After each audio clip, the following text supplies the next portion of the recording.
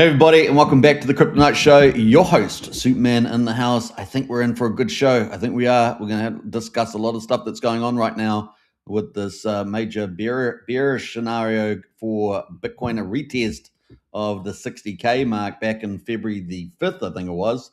And we're down at 62. Very important defense line here for Bitcoin. Will the bears be right? Will we go down to 58 or 53?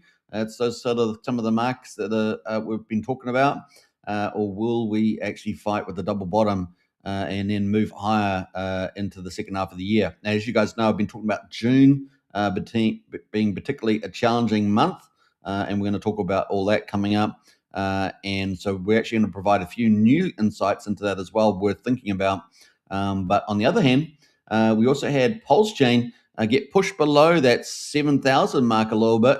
And it was quite a little bit down from the oscillation. Obviously, a delayed impact from the Bitcoin majors going down. Maybe a little bit of rotation in some of those as well. Maybe a little bit of risk management. And we're going to check up on the Pulse chart coming up as well. So that's something we're going to look at. But the big news, guys, the big news is LibertySwap. The LibertySwap rolling out some heavy-duty frontier DeFi projects. And we're going to talk about that coming up. That is a big deal, right? A big deal. So I hope you guys enjoyed that. We're going to be talking about HyperMarket coming to Pulse Chain. It's going to be a multi-chain solution. Remember that. Always multi-chain solutions for LibertySwap.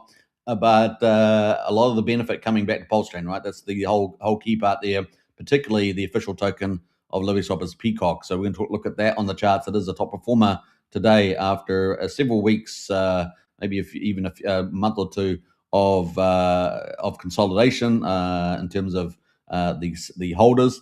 We're going to look at all that and make commentaries about that. They've also, this is for June, just HyperMarket for June. We'll talk about that. And then, of course, their products coming up for July is next level. Next level. I am super excited about all these products, and we're going to talk about LibertySwap in quite detail. I hope you guys enjoy it. It is bringing heavyweight protocols to Pulse Chain with a multi-chain approach. It's fantastic. So it's going to be exciting to talk about that. We've got Summer in the house. Hey, Summer. Always great to have Summer in the house. Hey. It's been a little while, Summer, but wonderful to have you in the chat. Welcome back. And what's the old song? Welcome back. I'm just trying to remember what sitcom is from the 80s, was it? Something like that. Maybe the 70s even. I don't know. We've got Orez in the house there. Welcome, Orez. Welcome. Like the burning. We're going to have fun. Now, if you guys are new to the channel, don't forget to subscribe on the way in. We're streaming on YouTube. Generally, the reach is about, let me think, probably about 15,000 people potential reach with our live streams. Isn't that awesome?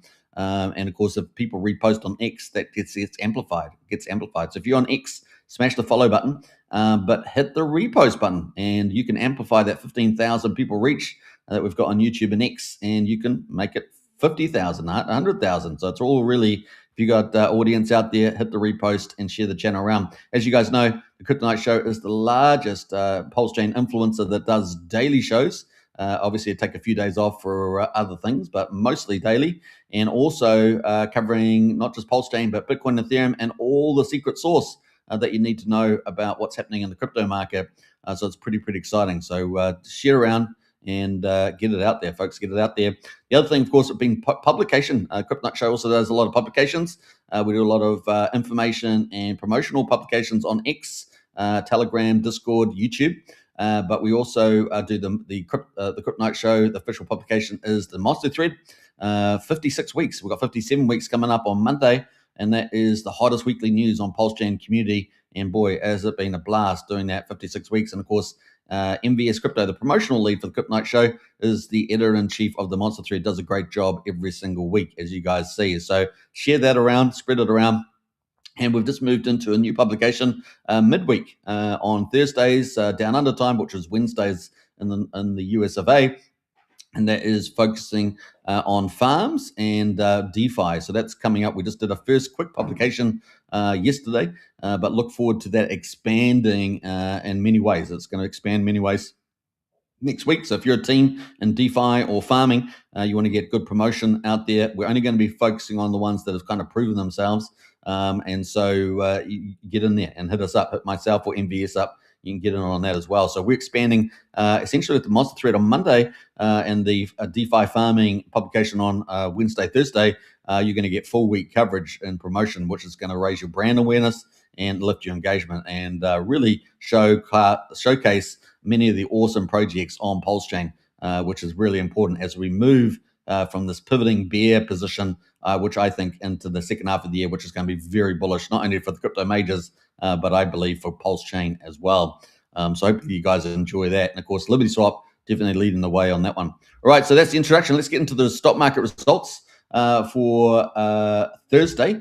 So we've got one more day tomorrow, I guess, to talk about stock market. But let's get into the results today, and then we're going to get into the crypto majors. Bitcoin, we're going to go deep dive into Bitcoin and Ethereum, and then get into the Pulse Chain, which we've got big news around that too. So with LibertySwap, so look forward to it. We're going to get into it all.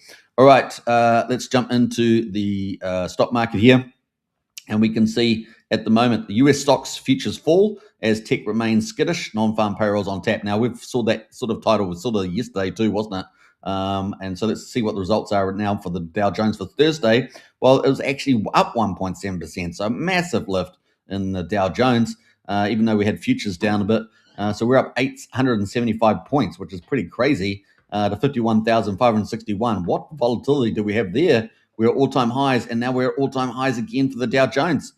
So, crypto's getting the sell-off.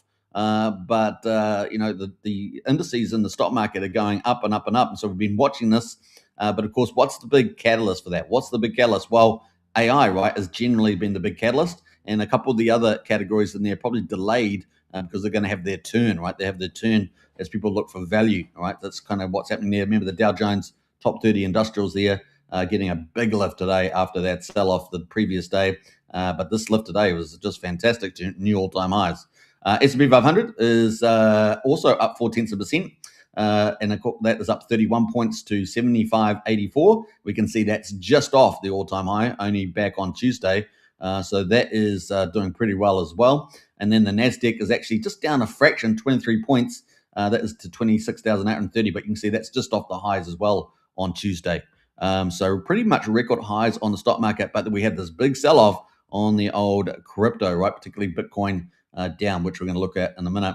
The US dollar is at 99.41. They're pretty much flat at the moment. And then we've got the VIX down at 15.4, so 4% down. That is a massive, basically, risk on for the stock market, right? Risk on there.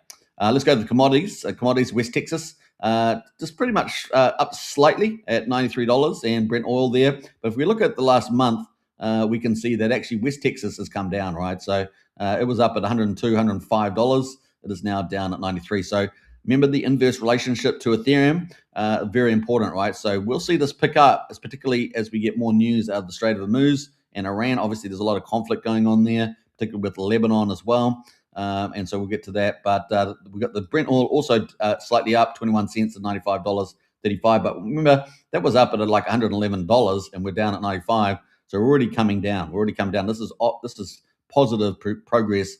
And of course, if we get that risk premium down, which is about 50%, get down to maybe $50, Ethereum's going to run. It's going to be one of the main catalysts for Ethereum running. And we already looked at the manufacturing index, right? That is expanding for the last 4 months. And so that's another bullish category for crypto. So I think this shakeout at the moment we're having at the moment is looking pretty interesting. It's either the last one or there's one more to go. And if we do have the bearish scenario down to 53, 58K, then that would be interesting. At the moment, I think the prediction markets have that at like 60, 70%, but that's not inevitable, right? No one knows the future. So we'll see whether we can hold on to Bitcoin at $62,000. Let's see where we go there. Gold. So gold at the moment is down 0.2%, $30 to 4,475. Silver is down 1.4%, down quite a bit, $1 to $73. And we obviously have seen a bit of rotation there. So if we look at the yearly chart here, you can see it's kind of rotated down. We're at a very critical level for gold right now, very critical level. If it breaks this level, down, down, down it goes, right? Silver at the moment is down 1.4%, $1, and you can see that's also at critical levels too. So keep a lookout for that, probably $70 in particular. So it's got a little bit more room, but not much. We'll see if it holds on to that, but certainly it looks like it's rotated there. Now, what we're expecting is that, we'll get the stock market rallying. We've got the AI theme, which is essentially lifting everything. We've seen some of that flow over into crypto with the likes of Hyperliquid and Near and others. Ondo, we've got sort of a few AI tokenization type of markets, especially markets which LibertySwap is moving into, kind of counterperform. And so we'll be watching that. Now, the one thing I will say is that this is not over yet too, right? Because we've got the SpaceX IPO coming up on the 12th of June. So that's in another, 7 days. And that's going to be pretty big. We also got probably another 9 large IPOs by the end of the year, particularly a couple of those up in the $1 trillion mark, and maybe OpenAI and 1-2 others out there that could be up in that level. So we've got a whole ton of new supply flooding onto the stock market, and then you got a liquidity thing, right? So you might see a bit of rotation out of some of the profitable plays into SpaceX, but that also may have also contributed to the old crypto too, right? And therefore, we've seen a lot of ETF selling, and that money may be very well rotating into, with the downtrend on the crypto, rotating back into the AI stuff. And so while that might happen now, we already had the gold and silver run, and we have the stock market run. We may very well see that rotating in the second half of the year back into crypto for the big run. And we're going to talk more about that setup moving forward. So hopefully that's going to be insightful. Let's quickly look at some of the news here. So obviously, they looked like the oil was getting a little bit better with de-escalation, and we've seen the price come down a bit. But the Lebanese group Hezbollah rejected a ceasefire from Israel. And of course, remember that. So remember Lebanon. Lebanon was largely Christian. They let in some of the Palestinians/Muslims into Lebanon. And then what happened? The Muslims took over the country, right? So just be careful what you wish for. And they've done that in many countries in the Middle East, right? And like Iraq, there was, like 3.5 million Christians. And now it's like maybe a couple 100,000 at most. And of course, they get rid of all those people, right? So this is what you're up against. And of course, we've got this happening in the West, right? And we've got progressives that are the ones that are allowing them to come in. They come in and then they use the progressives as idiots, and then they take over the countries, right? And they do it through corruption as well. Once they get to a certain percentage, it's game over, right? So there's a big battle on in the West about this right now. And of course, we've seen that for 1,400 years, this same behavior, right? So it's going to be a very tricky time in the West, generally speaking, move forward. And Lebanon, they're a great example of that. Anyway, no ceasefire in the short term. The move pointed to more US-Iran friction, given that Tehran has set a ceasefire in Lebanon. So that's kind of where we are right now. Now we're going to move forward here. We've got non-farm payrolls coming out on Friday. So that's going to be a key economic data cue there. And so, for more cues on the health of the economy, non-farm payroll coming. The print is expected to show a decline in job growth from the prior month, so amid economic wins. Now, we have seen some very positive economic data come out as well, so we might just do a show on that as well. Strength in the labour market is key consideration for the Federal Reserve coming up. And remember, we've also got inflation coming out next week with the CPI, one of the two main indicators there. So labour market and inflation, those are the two key considerations for the Fed, and that would be the first decision for our new chair, Warsh, who's more dovish. Let's see what happens. Now, the market's, of course, been pricing in no change in interest rates for the rest of the year. However, because of rising inflation due to the Strait of Hormuz extension period, but we will see whether the Fed chair is able to get us a 25, 50 basis point cut regardless of that. So let's see how that goes coming up with the new leadership. So the market will test the new chair. We've got just another Jeff in the house there, but the Rockets, absolutely looking good. So that's kind of a summary of where we are at the moment. And like I say, we've got that employment data on Friday, tomorrow, and then we've got the CPI next week, right? So those are big economic details coming up. And that will all flow into the Fed, right? The Fed's decision coming up there. And of course, let's go quickly to the Fed. Let me just go to, I don't know where it's gone there. It's all a bit happy when you trigger there. Look, it's not even letting me do it. There we go. All right, I think we got there in the end. So let's have a look there. So 1 week and 5 days to the next Fed meeting on the 17th. We got the market expecting essentially no change. July, we got the market expecting no change, but we'll see what happens with the new Fed chair and see whether we get a little bit of rate cut there. We'll keep a lookout for that. All right, coming in. That is pretty much it. Let's get into the crypto majors. And of course, we have been shaving off a lot of value on the old crypto market. We're down to 2.273 trillion. Seems like we just can't get a break. And I think what we're down since the top peak of October last year What are we down? 2 trillion? I can't remember the number, something like that, isn't it? But we're up 0.6% today. So that's good news, guys. After the sell-off was pretty brutal again, but this is crypto. We're used to $10,000 sell-offs and $12,000 sell-offs and sometimes even more in the old market volatility. And that's what you get for the best performing category in the world, right? And of course, we know that AI is booming in the stock market, so a lot of money is going into there. And we've got big IPOs like SpaceX coming up on the 12th, and that's looking to be what, a 1.75 trillion, $1.8 trillion capital raise. I think they're looking at $75 billion. And the banks get what, maybe 0.5% to probably closer to 1% of that value. So they're going to get a massive payday, what, $400-500 million. They'll be enjoying that, won't they? So let's look at Bitcoin. So Bitcoin there, I'm glad to say, is actually up 1.2% on the 24 hours after the sell-off. But guys, down 14% for the week. Ouchie, ouchie, ouchie. Remember, we had that big run, which we'll talk about in a minute when we get to the Bitcoin chart. We're at $63,275 now, down slightly in the last hour there, about 0.6%. Number 2 is Ethereum, down 1% for the week, so it's not even up today, and down 12.7% for the week, but less than Bitcoin, and it's at 1753. So it's actually kind of showing, even though it's been a weak performer to the upside, it's showing a bit of resilience on the downside relatively to Bitcoin. BNB is pretty much flat, but down 5.8% for the week at $600 on the money, or on the dot, I guess they say. XRP at number 6 is down 1.5%, 12.2%. Slightly better, slightly not as bad as Ethereum, or better than Ethereum at $1.15. Solana there down 1% as well, down 17%. Obviously, Solana a very big leverage play, and that's $68 right now. And Tron at number 8 is down 1%, 6.8% for the week. Tron kind of moves in its own way, a bit more of a hedge, but that is down there, and that's sitting at just under 33 cents. Finally, number 10 is Hyperliquid. Of course, Hyperliquid has been, particularly yesterday, it was doing a counter move to Bitcoin. We're rallying pretty hard. It did eventually pull back a bit, and it is down 9.5% in the last 24 hours, but still up 5.8% for the week. And that is number 10. And it's up 2.2% in the last hour. So Hyperliquid there, obviously spot and perpetuals are doing pretty well, sitting at $65.65. And I think we're probably going to see that perform very well moving forward. Obviously, with volume, it's going to benefit from up and down markets. Obviously, if the market does tank too much, then even with the volumes, it may get priced down as the whole crypto market gets priced down.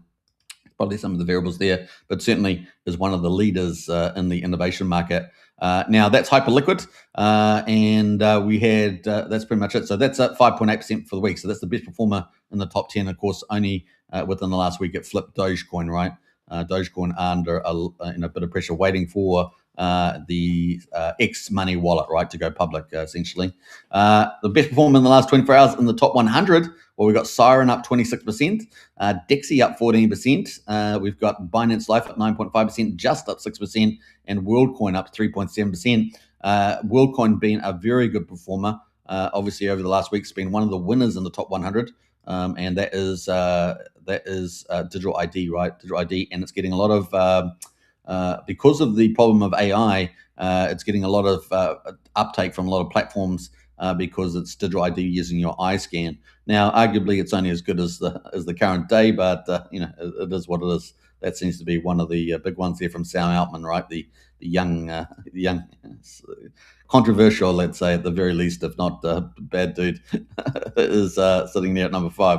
Now, that is up 88% for the week. So there have been some winners, guys, in the top 100, and if you've been in the right category, it would have been cool, and of course, we've been covering that. Top 100. Top 5 in the top 100 for the last week, where we got Lab up 140%, Humanity, another digital ID, right, 129%, WorldCoin, digital ID, 88%, and platform adoption, right, getting platform adoption, very key for the value uplift, right. It's one thing making the technology, but you need adoption.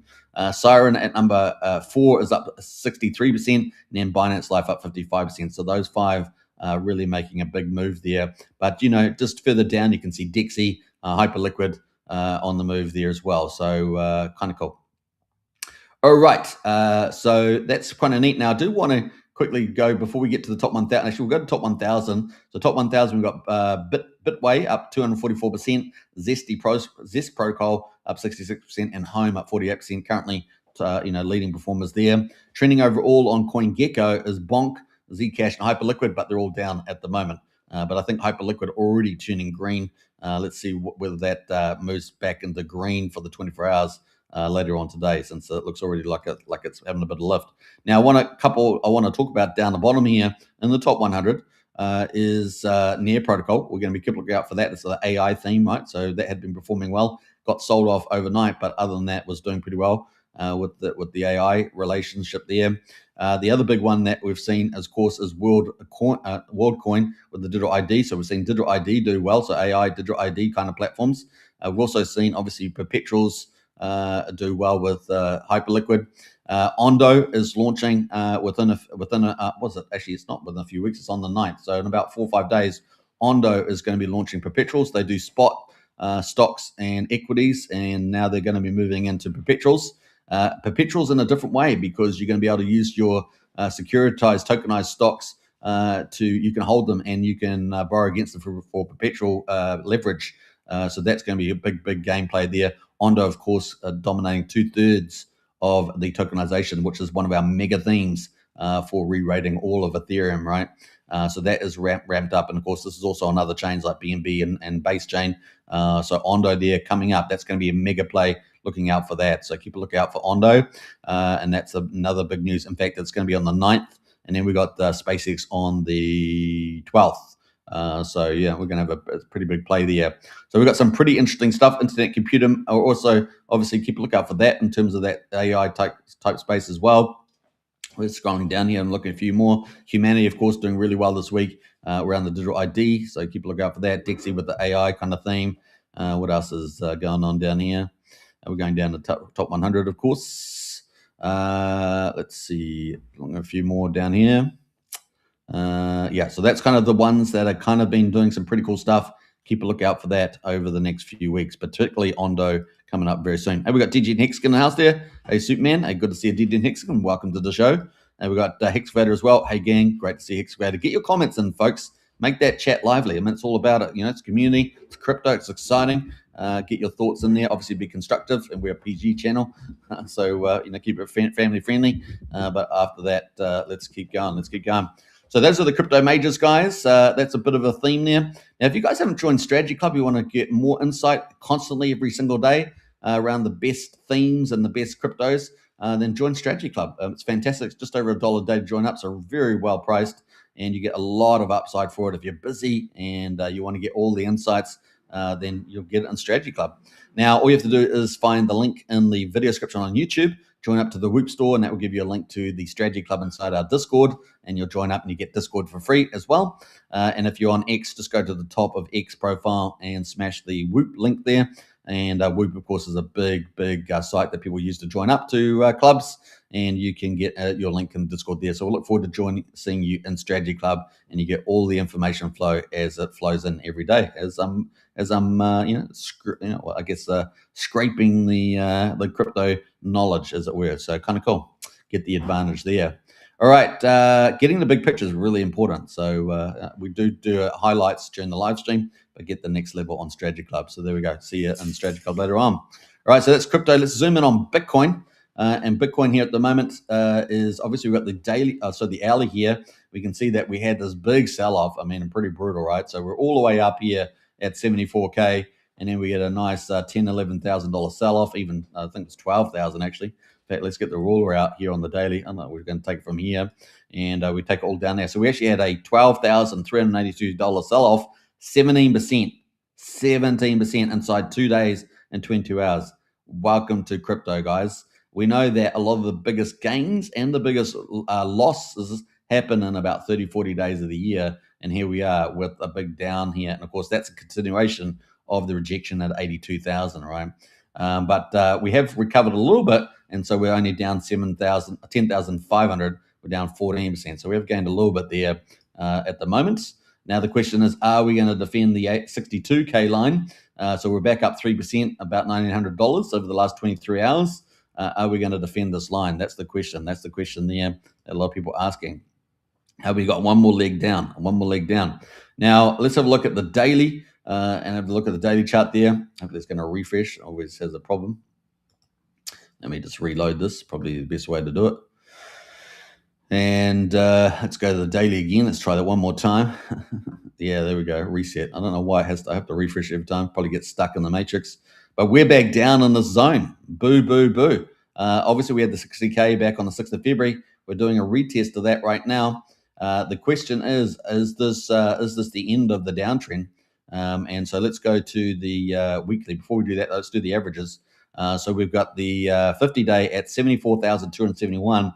The 200, that's in yellow down here. We got the 200-day at 80,300. Remember, that was 82,000. We got rejected and down we came, right? Down we came from there. So the total retrace that we had, we're going to take it from the 6th of May down to the bottom here, was a whopping $21,266. Just think about that. So pretty much hit pretty hard. Down 25%, there. And so, yeah, a big deal. So, but we're back up a little bit, and now we're only down 19,500. Only says. But this is what you get, the volatility with the best performing market. And so we're up off the bottom there. Now we're back in the zone that we're back in February all the way essentially into April, even though we had a rising rise there, rejected at 82, and down we go. So let's have a look at a further afield. Let's go to the monthly chart. And we have to reset that. So let's do that. So here's the monthly chart. So we had been nicely bouncing off, essentially. Let me get rid of those items here. We've essentially been bouncing off the monthly moving average, right, which is at 66,000. So if you're thinking long term, 66,000 is kind of the mark there. And we have pierced through that at the moment. Obviously, we pierced through it back in February. We've got 60K. The low so far is 61,300. Are we going to hold on to that, or is there going to be a bit more of a pain? A bit like this, maybe. Is there going to be a bit more pain?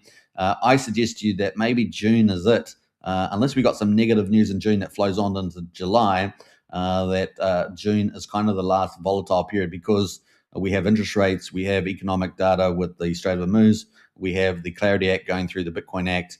Essentially, we've got those things going through, and we have the IPOs from SpaceX, which is, dragging capital is flowing into the AI and SpaceX IPOs. We're talking about a big extra supply. And also we've got we've had this, what am I trying to say? We've got the preferred equity products going to vote for Stretch, for strategies Stretch for Michael Saylor. So we've got quite a stuff up in the air, right? And then we've got obviously monetary policy and liquidity issues, so and a downtrend. So this is why June is going to be such an incredible month. Obviously, it's come down this month with those rotations. Will we see it start to rise on the back end? Or will we have to wait till July when we get some of the news gets resolved and we get to the upside there, which I'm excited about. I'm very bullish about July onwards, but obviously June was always going to be a carnage with the volatility there. And the market makers have moved us down, right? The market makers have essentially moved us down here, and of course the shorts pile on. The longs, I think it was a $1.8 billion of longs got liquidated. The sentiment from the community is that they've been trying. The ratio from longs to shorts is actually, I think it was about 1.7 last time I looked at it. May have dropped to about 1.6, but that doesn't deal with the amount of the size of the positions. In other words, the capital at risk, but just the sentiment essentially that a lot of the OGs or people that saw the market going down were trying to support it and buy it up. They have belief in the markets, but of course their positions were ultimately too much. And it's not just the longs and shorts, which normally net each other off in terms of value, because they offset each other, but actually the spot as well moving down. So you got all those forces moving you down at the moment, despite the fact that the longs ratio was actually positive, 1.6 to 7 or something to that point. I haven't looked at it today, but that's kind of the line there. Battle on 63. We're just below the monthly moving average 66, but we know that anytime it's below this moving average on the monthly, it's been a short-lived, and this is the time to buy, right? And then onwards we go to the upside. And so all the long-term variables are still hyper bullish, and that's what we're looking forward to, right? When all the fundamentals are coming to crypto, and we're going to talk about that. So that is Bitcoin right now, and very important we defend the 62 mark. Otherwise, the 53 to 58 mark is in play, particularly 53, and that could very well be the bottom. And we see the last test we had back in August 24, we got to a low of 49,000. But I suggest to you that probably the real low based on the power law floor is about 54, 53, and 58 at the top of that range, depending on the power law model you're looking at there. All right, so that is pretty much it. Let's jump into what I got there. We got the ETFs. So what have we been seeing? Well, obviously we've had pretty good buying from the digital asset treasuries, which we're going to talk about in a minute.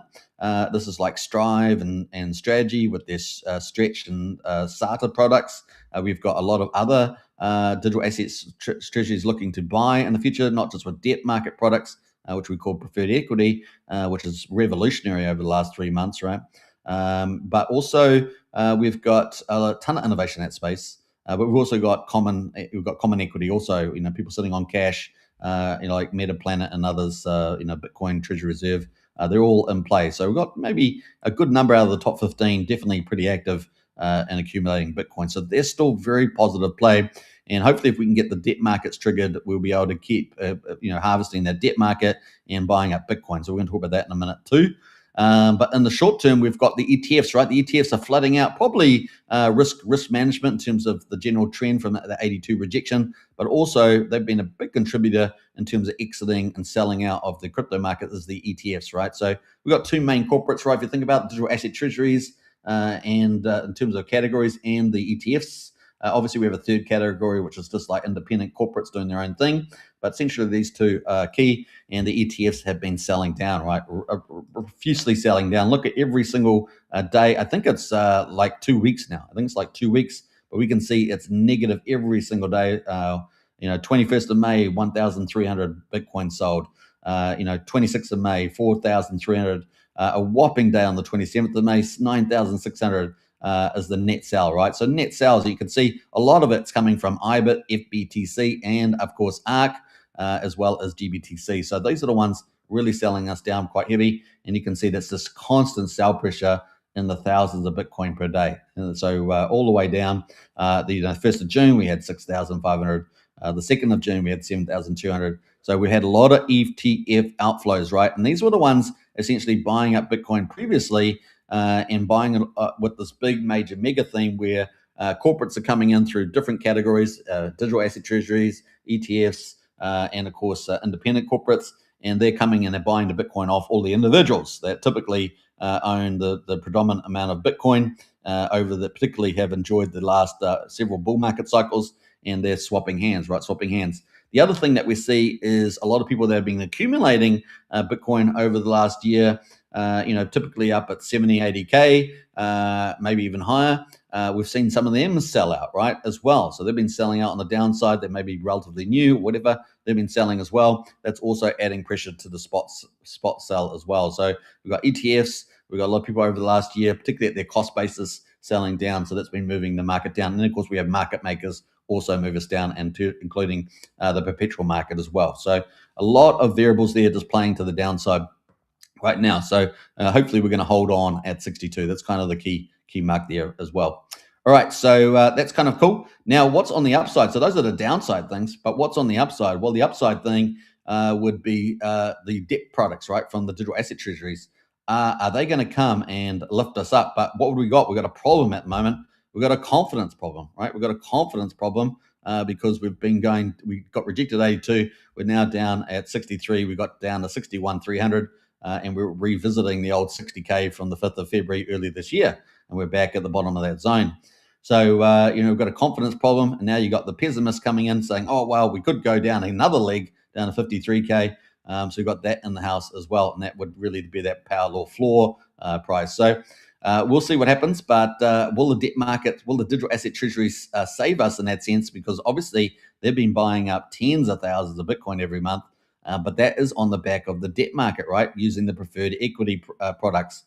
We saw Strive only just a week ago do amazing results before all this cascading price fall, and that was hyper bullish, but not enough to keep the crypto market from collapsing, right? Because they don't have the ability to control the market; they just have an ability to buy Bitcoin and make a big influence. But when it's got a downtrend, we can actually see the market can outdo it, right? Outdo it there. So that's what we've seen. Now the question is, it's now strategy's turn. As you guys know, Strive and strategy operate on the alternative 2-week period each month, and now we're moving into strategy, right, which is the bigger play. But look at the price of Stretch. Stretch is their preferred equity, and it's down at $95.46. So it's well below $100, and it needs to be over $100 to issue new shares and raise new capital from the debt markets. Remember, debt markets, $300 trillion plus for money market, bond markets. And so you're just getting a fraction of that market is huge. So far this year, I think it's been about $4 billion. Just a fraction of 300 trillion. And we know the market has been liking it, generally speaking. But is there going to be a confidence issue at this time? And I don't know. Maybe the timing of Michael Saylor selling the 32 Bitcoin was the wrong timing. I mean, he didn't necessarily know we're going to tank like that, but maybe that was also a bad signal. And even though I think it's not really of importance, and that you can have tax accretive selling to lift your sats per share, and I agree with all that sort of stuff. But of course, the old mantra that we're never selling got broken, right? Regardless, even if it was only 32 Bitcoin, what's it, $2.5 million or something. And so here we are with the price down. So are we going to get the Stretch product back up to $100? Well, it has ex dividends 15th, right? 15th. So we've got about 10 days. Normally it takes about 10 days to get recovered. And here we are way late with the market down. So we're at 95. Are we going to get back to $200 and above to start minting a couple $1 billion this month so we can buy up a couple of tens of thousand Bitcoin? And now that Bitcoin's down at 63K, you're going to be able to buy heaps more Bitcoin, right? Heaps more Bitcoin. If you can raise similar capital, like $2 billion like last month, you can buy tons of Bitcoin. So this could be really cool, and it helps set the floor price. I mean, obviously they do a lot of OTC stuff and Coinbase and things, but we'll see. We'll see what happens there. A very key bit here, a very key bit about confidence. Now, on the other positive side, strategy paid down their convertible debts. They got it at 90 cents on the dollar. And they reduced their debt from about 8.3 billion down to 6.7 billion, and that's a good move. That makes strategy stronger, getting rid of the leverage while still remaining the amplification, right? And the amplification, of course, is the Stretch preferred equity that they use to target the debt markets, give them a yield of 11.5%, and then buy Bitcoin with it, and buying a lot, tens of thousands, 25,000 last month. And of course, this can be even more this month if they raise a similar money because Bitcoin's down at 63.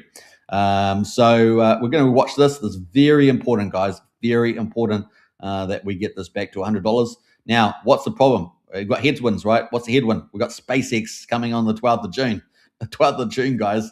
And so that's going to be a furore, not only on the launch, but in the days afterwards, right? And then 15 days later, they're probably going to be popping into the S&P 500, the NASDAQ 100, and all these sort of indexes that they're going to get, hundreds of billions of dollars. No, let me say, billions of dollars of capital flowing, and probably 20-30% of the value flying into SpaceX. And so we could see that's going to prop them up very, very nicely. And we're going to see some of the non-execs who have got SpaceX shares who have been there for a long time be able to sell them down, including a lot of the private investors that have got lower prices, right? And they all want to take their profits. So we've got a swapping of hands with that happening as well. But a sucking in of liquidity, it's not only going to affect potentially Bitcoin again, but also affect the other top tier stocks in the market as well. A lot of the profitable AI stocks and stuff like that. The SpaceX could vampire not just those stocks in in the stock market, but are they going to be is that going to cause another sell-off event in the old crypto? So that people go and buy SpaceX. So we're not out of the woods yet, is what I'm saying. Not out of the woods for the Bitcoin price. Obviously, we want it to defend at 62K, but are we going to get another rout? Is that going to be caused by ETFs and private investors exiting? We have seen some pretty big names, rage quit. But are they rage quitting? Maybe they are to some degree, but maybe they're also going into big IPOs like SpaceX. So the SpaceX carnage on the 12th could be pretty interesting. It could be pretty severe. Could last for a few weeks, so making June not that great, and maybe possibly supporting that leg down to the downside. So we'll see how it all plays out. Now, on the positive side, if we do get strategy in the last couple of days, let's say between the 12th and the 14th, and we had a couple of good days, and it gets back to $100, and it raises. So we maybe build that confidence and the FOMO at the end. Oh, I got to get some stretch because I want to get the dividend. Then we may get back there. We may raise a couple of billion, and we may be able to buy Bitcoin super cheap. And especially if SpaceX has caused it to go down to 53 for a small period of time, then that would be hyper bullish. You'd be able to buy 10, 40,000 Bitcoin or something. So that would be massively beneficial. So we're going to watch out for this, guys. Very, very important. Can't say it enough on the old stretch product. So this is STRC, and of course it pays 11.5% dividend. And then of course this is the last month potentially that this will be a monthly payout because the vote is on. I think there's only 3 days left in the vote. Closes out next week, I believe, on Monday possibly, and we will then move to July to bi-monthly or fortnightly payments, which is hyper positive because if we get back to 100, that will then be more often during the month, and therefore more debt raised and potentially more Bitcoin bought on a more regular basis, which helps provide structural support and price support to the upside. So that's what we're looking at the moment. So that's kind of the variables. Hopefully I've laid those sort of competing variables to play. And so we're watching. This is very key in the days ahead. So we've got, 10 days to ex-dividend. So let's keep a lookout, guys. And particularly the last couple of days between the 12th, SpaceX's IPO, and the 14th. So those couple of days critical. And those have been the critical capital raising days in the previous months as well. Just the timing is pretty crazy, right? Or will the SpaceX dampen down the whole market with capital, sucking in capital everywhere? We shall see. We shall see. It's going to be pretty interesting. Now, Ethereum. Let's get to Ethereum at the moment. Ethereum, of course, is doing debt markets per se, but we got a big announcement from Tom Lee regarding raising $300 million, which I think is actually a smart play. I think smart play. Now, it's a preferred equity, but it's not got the same attributes as Stretch. So it's not doing, and it doesn't have an at the market feature where it gets to $100 and then you sell more shares and raise more capital. It doesn't have that scenario. And I think it's actually a pretty good play. And it just shows you how good Tom Lee is. A lot of people are hacking on him because Ether's down, but it's a treasury, for goodness sake. It's going to go up and down as a leverage, right? So that is pretty much it. I don't know why people get on the bandwagon there. Now, even intraday MNAVs, typically they probably mean essentially intraday positive MNAVs, but of course daily MNAVs have been pretty negative. But that has changed overnight in the stock market. Pretty crazy. We're going to talk about that in a minute. But let's get to the ETH chart. ETH chart here, obviously down at 1758. We had a little low back here, a little while back here. We got the low of 1715. So we actually got a new all-time, or new local low, I should say, on the chart. Let's go to the daily so I can print that out. And let's have a look at how we went there on the daily. We might have to do a refresh here as well. And reload. Just let me do that quickly. So I hope you're loving the content. If you're loving the content, smash the likes and hit the follow button and share it around on X. Hit the repost button there as well. It's great to have you all here sharing the journey. This is, for me, this is the short-term bottom range, and June is the most vulnerable part. And then the long-term trends for blockchain and crypto are bullish, hyper bullish. And so we're not. This is just what happens in crypto market cycles with all the special events going on at the moment. But I'm hyper bullish about the second half of the year and the next 2 years because I think 2027, the end of the second half of 26, and even the early part of 28 are going to be pretty spectacular moving forward. Now we do have some geopolitical and political things to take into account, like midterms and the end of Trump's 47th presidency. But I'm expecting to have a very bullish economy in that time, and so we'll keep looking out at that too. Christos in the house there. Good evening, Superman. Great to see you, Christos. Welcome to the chat.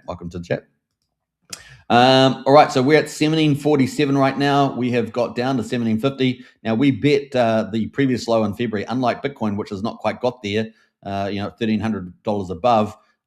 We got down to 1742. And remember, Tom DeMark, one of the great timing analysts that Tom Lee uses for Bitmine as one of his two only clients, he's talked about 1790 being the bottom. Well, we got to 1742 on the 6th of February. Well, we just made we did a double test, of course, but we actually got slightly low at 1715. We're still holding on though, and we're up at 1743 right now. So that is where we are there. Are we going to go down? Well, I guess the next level would be down even further. But let's look at the moving averages. We got the 50-day at 21.15. We got the 200-day at 24.66. And of course, most people will be hoping that we've got the bottom here and that we've got structural support overall. And we're going to see that tested this month. But let's go to the monthly chart. And here is the long view. Now, the long view, of course, is we've had this rejection at 5,000 all the way back, the 2021 bull market, right? 2021 bull market, we came back down and we got rejected again in September last year, which I call the mid bull. We have in the middle bull market on Bitcoin, we see that we have this mid rally. I see that as the mid rally. I still see the banana part of the curve is in front of us, right? This big rally is still in front of us over the next 2 years. That's what I see happening, right? So at the moment, you're kind of getting the awesome chance to buy on the dip. Now, we can see the monthly moving average for Ethereum is sitting at 2,438. And the few times that it's dipped the past year, obviously it was quite long here in between June 22 and January. We've had about 6 or 7 months. But anytime you bought below that, you've had the rally to the upside. It's kind of like the easy money, right? Easy money back here between March and May 25, then another rally there, that what I call that mid bear market rally, and that's got us up to close to 5 as well. But we've been rejected at 5. Now, I think there's easy money. Obviously, we're back in another period underneath the 50 monthly moving average, and it's another opportunity to buy. And you can see the upsides just completely, keep restoring themselves with a nice little V recovery there. And then it's 5K. So easy money up to 5K. You just got to be patient, and we know that it's hyper bullish. Some things are changing now that we haven't seen before, and that is we've got ETFs, we've got digital asset treasuries, we've got corporates coming in a big way, and then we have our mega themes: stablecoin boom, buying US treasuries, tokenization has just started to take off, sitting at about $36 billion, and some of those leaders are Securitize, Ondo, X stocks. These guys are coming in big time. Robinhood, these guys are all coming in. XRP, lots of things happening. These are all coming in, and it's the beginning, right? DTCC and all those with the trillions of dollars. These are coming in, and there's new players about to launch in this tokenization spot. Not only are they doing spot tokenization where you can buy cryptos and particularly stocks and financial products on the blockchain. You can also, they're moving into perpetuals where you can leverage those stocks, and we've got Ondo launching on the 9th. So you can sort of see the game is on, the fundamentals are coming out. That's why we're bullish. That's why this market cycle at the moment is a gift in the hand. I know it's pretty brutal to see, but it's actually you're getting to buy cheap because the long-term, medium long-term play is hyper bullish, right? It's hyper bullish. So that's all you got to think about is the future value. And if you can pick up the cheap side on the bottom of the cycle move, then you are a winner chicken dinner. So that's kind of what we're looking at there. And I do believe, July is when we should get a lot of resolution from June regarding all those different variables that I talk about, Clarity Act and other things. And then it's game on for the next 2 years. That's kind of the play. All right, so that is kind of neat. Obviously, we're below the 50-month moving average at 24.38 at 17.37, looking pretty good there. And maybe possibly we might get down to the 1,500 mark if we do take another leg down. That's kind of the play, and that would be the bottom. That assumes that Bitcoin does get smashed around a bit this June, particularly from the SpaceX rotation. If that does cause a cascade, not only affect crypto as I said earlier, but also some of the leading stocks that are profitable may see some sell-off there to go into SpaceX, for example. And then we've got other IPOs coming down the line too, like OpenAI. That's later in the year, at the end of the year, so I'm not too worried about that. But there are a few others that are racing to try and get early during the AI FOMO, right? It's during the AI FOMO. Now, we know AI is a long-term theme, right? But it will have its own ups and downs. But we are expecting a re-rate of the US economy from that point of view. We'll see what happens. Now, we've got the market is going to keep looking for cost reductions in the corporates, right, as a result of AI and the upside benefits to revenue as well, which have been pretty good up to this point. So we're at 17.38 at the moment, so we'll keep a lookout for that. Now, if we break 5K, all game on, right? Magic money, not just great money, back up to 5K, but magic money, and that's when we get into a re-rate of Ethereum based on all those things, tokenization, which is taking off. I mean, it's beautiful watching it happen right now. We're going to have another one on the 9th with Ondo perpetuals. It's really exciting. And then, of course, they've just started, right? It's just started. You watch, it's going to be beautiful over the next year. It's game on. And then we've got AI agents. We're seeing that now too. So we're seeing different big platforms now offer AI agents to do automated payments. And then we've got creative agents and all sorts of stuff coming. It's going to be really, really cool moving forward. All right, so that is kind of the play. And if we do that, then that's when we get up to the bullish upside, where we get to 12 to 22K Ethereum in the short term, another up to 2 years, right? Medium term, we can go beyond that to 60K. Long term, in the 10-year period, maybe to 250K even per Ethereum. And the market will completely re-rate as liquidity follows value into the market. So that is the kind of play. Now, what do we find from BMNR, right? BMNR did a beautiful recovery last night, kind of counterintuitive, to be honest. I don't know whether some corporates were buying or what, but BMNR, the common stock there for Bitmine Emission, number one digital asset treasury, sitting on 5.4 million Ethereum, staked 4.7, I think, million Ethereum, about 90%. And of course, Tom Lee there is pretty much becoming the leader of Ethereum in terms of commerciality and retail mass adoption. That's all coming down over the next 6 months and the next 2 years, right? They're rolling it out. They got Mr. Beast, they got OpenAI. It's all part of the puzzle there that Tom Lee is working on. And he, of course, has got a long history in capital markets, stock markets, and crypto. So he is leading the way there. And also in this last presentation only a couple of days ago, he announced that, ETH organization, its role is tampering down just into innovation and upgrades for Ethereum and all the projects that they've got there. And that Tom Lee and the digital asset treasuries, particularly probably SBIT and Bitmine, will be supporting those projects coming out to enhance the commerciality of Ethereum. And that was a big announcement, maybe overlooked by many, but that was a big announcement there moving forward, taking up the leadership role. And that's a big deal because you've got a perfect bridge between traditional markets and crypto markets with Tom Lee. So, and we saw a nice little re-rate there, counterintuitive to where Ethereum was going. We saw the price jump all the way from $16.82 to $17.90 on Bitmine, a really beautiful play. And so let's look at the daily here for Bitmine Immersion, a BMNR common stock, and you can see that back in February that was a gift in the hand, right? It got all the way down to $17.19. Then we had another dip on the 30th of March. It got down to $17.84. But boy, what a gift in the hand! $16.67 low today, but then recovered all the way back from $16.67 to $17.89. What a beautiful move there in the play there. And of course, we are hyper bullish about a Bitmine Emission in the future.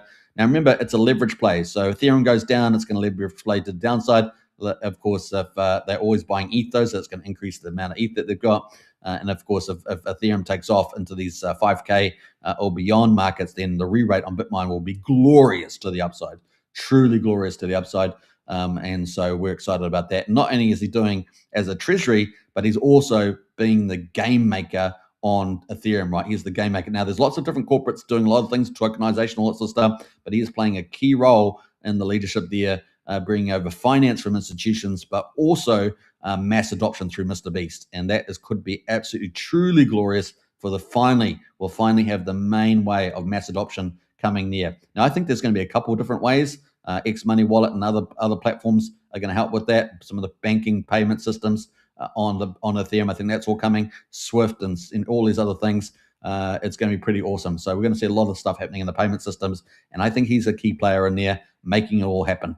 And so excited about that. He said they spend a lot of hours strategizing about how to make finance come to Ethereum and facilitate what's already happening, and then also bring mass adoption. So keep a lookout for that. I think we're going to see some of the fruit of that in the second half of the year as well, particularly over the next 2 years. We'll see all that lay out, and we'll have the big reveal. Mr. Beast, of course, who's partnership in the sense they took $200 million from Bitmine. They said that they're putting the pieces of the puzzle together, and that's coming too. And of course, Mr. Beast recently reached $1 billion in revenue, and moving into finance, and particularly on Ethereum, is going to be a game changer there, targeting the alpha and the Generation Z markets, including millennials. And of course, they're going to be inheriting a ton of wealth. So that's game on there, and Ethereum's going to get that mass adoption. Look, at the moment, we've got the markets down the cycle, but the upside is glorious. I cannot say that enough for Ethereum. All the fundamentals are moving to the upside.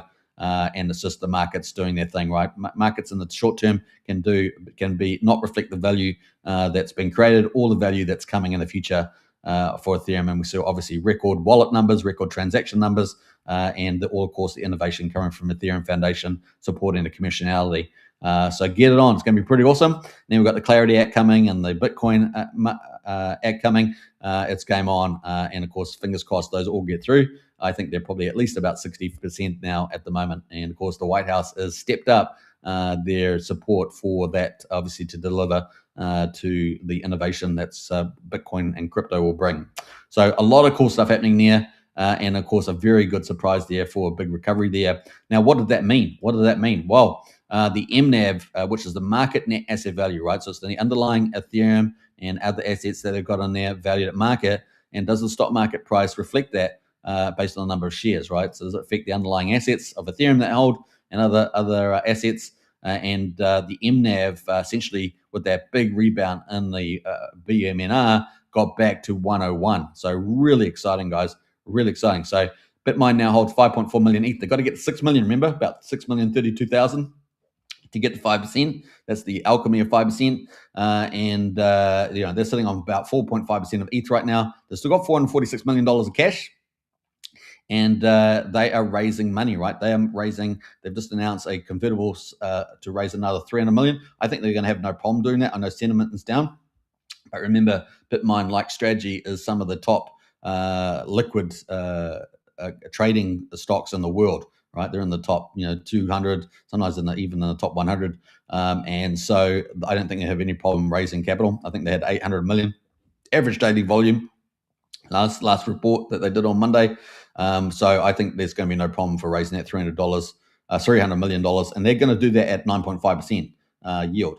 And they're not convertible. So there's no dilution, and essentially a nice little convertible note. So it's going to be pretty interesting there going forward. So that's Bitmine, and I think the market's seeing that quite good. I don't know what I presume they've already said they're going to use it for corporate overheads, but particularly also to buy more ETH and stuff. So I don't know with their 446 million plus the 300 million, that might get them closer to the 5 million ETH there. So they're certainly moving forward there, and they were confident about getting to the 6 million ETH, which is 5% of the supply by then. Now the question mark is that Tom Lee says they're thinking also about maybe going to 10%, maybe even 12%, but probably 10% mark. That would be 12 million Ethereum, and that's huge. Now, remember, if we get enough volume on Ethereum, we're going to get net burning going on as well. That's a massive bullish catalyst as well. And net burning on ETH for the EIP 159 based on the right volume could also start accelerating the burn on ETH. And that all happens in the future, and it gets repriced. The market gets repriced there. So keep a look at that. We've got record staking levels right now, 32.5%. All the fundamentals are looking beautiful. The short-term market, however, on the downside, not reflecting that value yet, but the value is rolling out at great pace. And in a year's time, things could be very different. And while people might be terrified at the moment, it's actually the ultimate buying opportunity because the outlook is super huge for where Ethereum is going. All right, so that's kind of cool. Now, we're going to move on to Pulse Chain now. I think it's time. So let's do that. We got some unusual news. Bitcoin.com news. Now, apparently, I was like double blinking at this, but they got 3.2 million followers. Get Bitcoin, crypto, and economics news, 25 languages. But they did a coverage on Richard Hart. What the heck? They did. Crypto has created a lot of loud personalities. Then there's Richard Hart. Absolutely. I think that's a really good tagline. Richard has got a big personality. And I always call him the rebel of crypto, right? He's the rebel of crypto. And look, on market calls, he's been the best. Who's been better than Richard Hart on market calls? Who's been better? And I'm not talking about price calls because he's had mixed results on that. He's been good on it, but still mixed. Had a few missed calls. But on market calls with companies going down, who's been better? I don't know anyone better than him. He called most of in the last bear market, most of the companies that went down. He called and they went down. And then they went down. People lost billions of dollars, right? And some of those founders of those projects that went down used to criticize Richard, right? So that's the irony of it all. And Pulse Chain's still here. Like the value of Pulse Chain may be down, but the chain's been continuing on, for over 3 years now, almost 1,120 days, and it's just ticking away. And we'll find a bottom, and maybe the bottom's close to where we are right now, and then it's game on to the upside, right? And then once people are making money again, it's all forgotten, all the love forgotten there, except for, I guess, a few people that are not still in the market, but it's going to play. Anyway, so they put out luxury wallets, Ferraris, Hex, Pulse Chain, one of the most loyal communities in crypto. Love him or hate him, nobody ignores Richard Hart. So I thought that was a pretty interesting take there. And breaks it down. So he's got Graham here, breaks it down from Graham's videos. So they're posting another guy, and they got a video here, which is pretty crazy. So you can see that video playing out about Richard Hart. Now, I'm not going to play it here because it's got a few things on it, but you can check it out if you want to check it out. It is pretty interesting that they covered Richard Hart there, and they posted out the stream on Richard Hart. A bit of free press for them, free content, but pretty crazy, right? Pretty crazy. So if you want to watch that, go check it out there. But it's all on Richard Hart, which I thought was pretty crazy as they move through. So you can go check it out. I'm not sure what's happening there, but you got Richard in the video there. They've had 15,000 views based on it. Let me refresh. Probably got a few more, and so on. And 20,000 views. So that's only been out for a little bit there. So we'll keep watching that. It's free press for Pulse Chain. Now, you saw in the Monster thread last week that we've had a number of large influencers with hundreds of thousands of followers learning about Pulse Chain, circling around Pulse Chain. And I think since the Monster thread last year, we probably had a dozen. I probably had a dozen large influencers from having hundreds of thousands of followers to a few million followers, covering Pulse Chain, learning about Pulse Chain. Internet money was obviously a big one too. And it's been pretty exciting. And so here we're getting all this free press from Bitcoin. I thought this is crazy. It's a little more people learning about Pulse Chain. So you can kind of see it's very, very cool. Pulse Chain just slowly creeping the value there. Value in many ways. There's many layers of value that happen in Pulse Chain. Obviously, battle tested. Don't forget, we get all the free upgrades from Ethereum's upgrade with Vitalik and Tom Lee. We get all those upgrades, guys, for free, including quantum protection by 2029. It's their target date. So it's great. It's a beautiful thing. I'm sure Bretep's happy about that. All he has to do is connect the files and upload it. And Bretep being Pulse Chain dev, right? And and now we're getting the free public press as well at the bottom of the markets, arguably, and this could be positive for the upside. We know that Richard said last year he's working hard. He's after Pulse Chain season. He particularly mentioned ETH at 10,000. So maybe we have to wait a little bit for that. Any financial play, if he does do that, if you believe he's going to do that, that he might just scrape off a little bit. If your ETH is worth $2 billion or $1.5 billion, you just scrape off 50 million. You can pump Pulse Chain to the moon, right? So you can just do that every year. So that's kind of where we are, especially if ETH goes to 22K, 60K over the next few years. Richard just can scrape off a little bit while keeping the main capital and pump Pulse Chain to the moon. That's how easy it is, guys. That's how easy it is. So if you thinking that, well, I'm just taking what Richard said last year, that he's working hard. He's working for Pulse Chain season. We also see with ProveX, we've seen a lot of updates happening, right, around ID and other things. So ProveX is being upgraded by the devs. So we were looking out for that too, ZK peer-to-peer technology. And of course, we're going to have, project teams like LibertySwap incorporate that. So maybe now is around the turning point. Maybe now is the turning point there with all those things happening. Maybe it's time to throw aside the down 97% chart, and maybe start to think about the pivot point, right? The pivot point to the upside. And we're going to talk about LibertySwap coming up. They're also contributing to the value chain as well. All right, so that is pretty interesting stuff. Let's jump over to Pulse Chain and have a look at the results right now. Hope you guys are having a good time. I'm having a good time because even though we're down the markets, I think there's so many positives to the upside, and actually, a gift in the hand, right? Gift in the hand here. All right, let's go to we're not looking at PUSD ALGO wallet. Let's have a look at the Pulse chart for day 1,119, guys.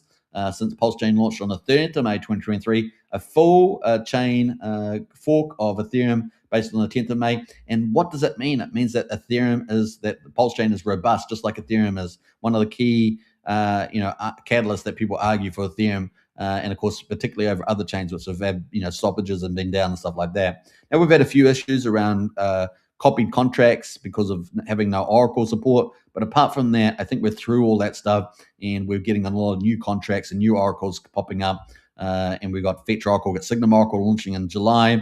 And so I think things are heading in the right direction. See what I mean? I think everything's kind of turning point here for Pulse Chain in the moment. Anyway, Pulse Chain at the moment on day 1,119 is sitting. Actually, I never brought the chart up here. We're going to bring the chart up. Let's do that. Let me just go find it first. One moment, please. All right, let's go find the Pulse Chain chart. And we're going to make sure I get the right one too. So we are sitting on the Pulse Chain charts at 506743. So we've been oscillating around 7,000. We're certainly down from that at the moment. So are we going to cascade down? That's a key thing. Or is this kind of the max dip that we're going to have around that 7,000 mark? But certainly we're pushing down the lower, and that could break the thesis, and we're going to talk about in a minute. But anyway, we're down 1.66% at the moment, so not the end of the world. We've got PHEX at the moment, 11/100th of a penny, down 1.22%. We've got PROVEX at the moment, down again quite significantly, 4035, down 3.6%. We've got PulseX at 5050 something, 5,000 something. I'm not sure exactly what the number is. We're down 1.1% there. And then we've got Ink Token at the moment at 30 cents, down quite a bit actually over the wee while. We're down 1.8% at the moment. But if on the whole, they're pretty much down about 1% for the most part, except for PROVEX down 3.6%. So that's kind of where we are. Like I say, PROVEX is definitely having some technology upgrades like ID and other things using ZK. So we'll keep a lookout for that. Let's jump over to the validators. Let's have a look at the chart there for the validators. We're sitting at 49,255, pretty similar to what we've had the last week. Moving to the gas prices, let's see what that's like. 600,000 beats, that's pretty much what we've had the last couple of days. So 90 pulse for a PulseX swap, sitting at 0006 right now, US cents for a PulseX swap. Finally, the bridge, we're going to have a look at the bridge value. This is obviously made all-time lows on the bridge value. So let's have a look at that. And it wasn't very helpful having CST go down because of regulatory threats or risks. We're sitting at 49.12 million, down 3.7% for the week, 9.5% for the last 30 days. And you can see in the chart there we're all-time lows on the old TVL for the bridge. Now, most of that is bridged in stuff as USDC, USD Tether, DAI, and ETH. And we've got, I think, about 18 Bitcoin as well. Those are key values. Obviously, with ETH and Bitcoin tanking, that's brought down the US dollar value, right? So that is some of the key stuff there. What is the bridge value? Well, the good news is apparently the last update we had, we are actually $252,250,000 there benefit there. I don't know why it's got a billion on here. I think that's their Pulse Chain stats might have a few issues there. But I think that's essentially saying that we're $250,000 net inflow there. So that's good news for the old chain. And where's that most of it coming from? Oh, apparently wrapped ETH. ETH is playing a big role there at the moment. All right.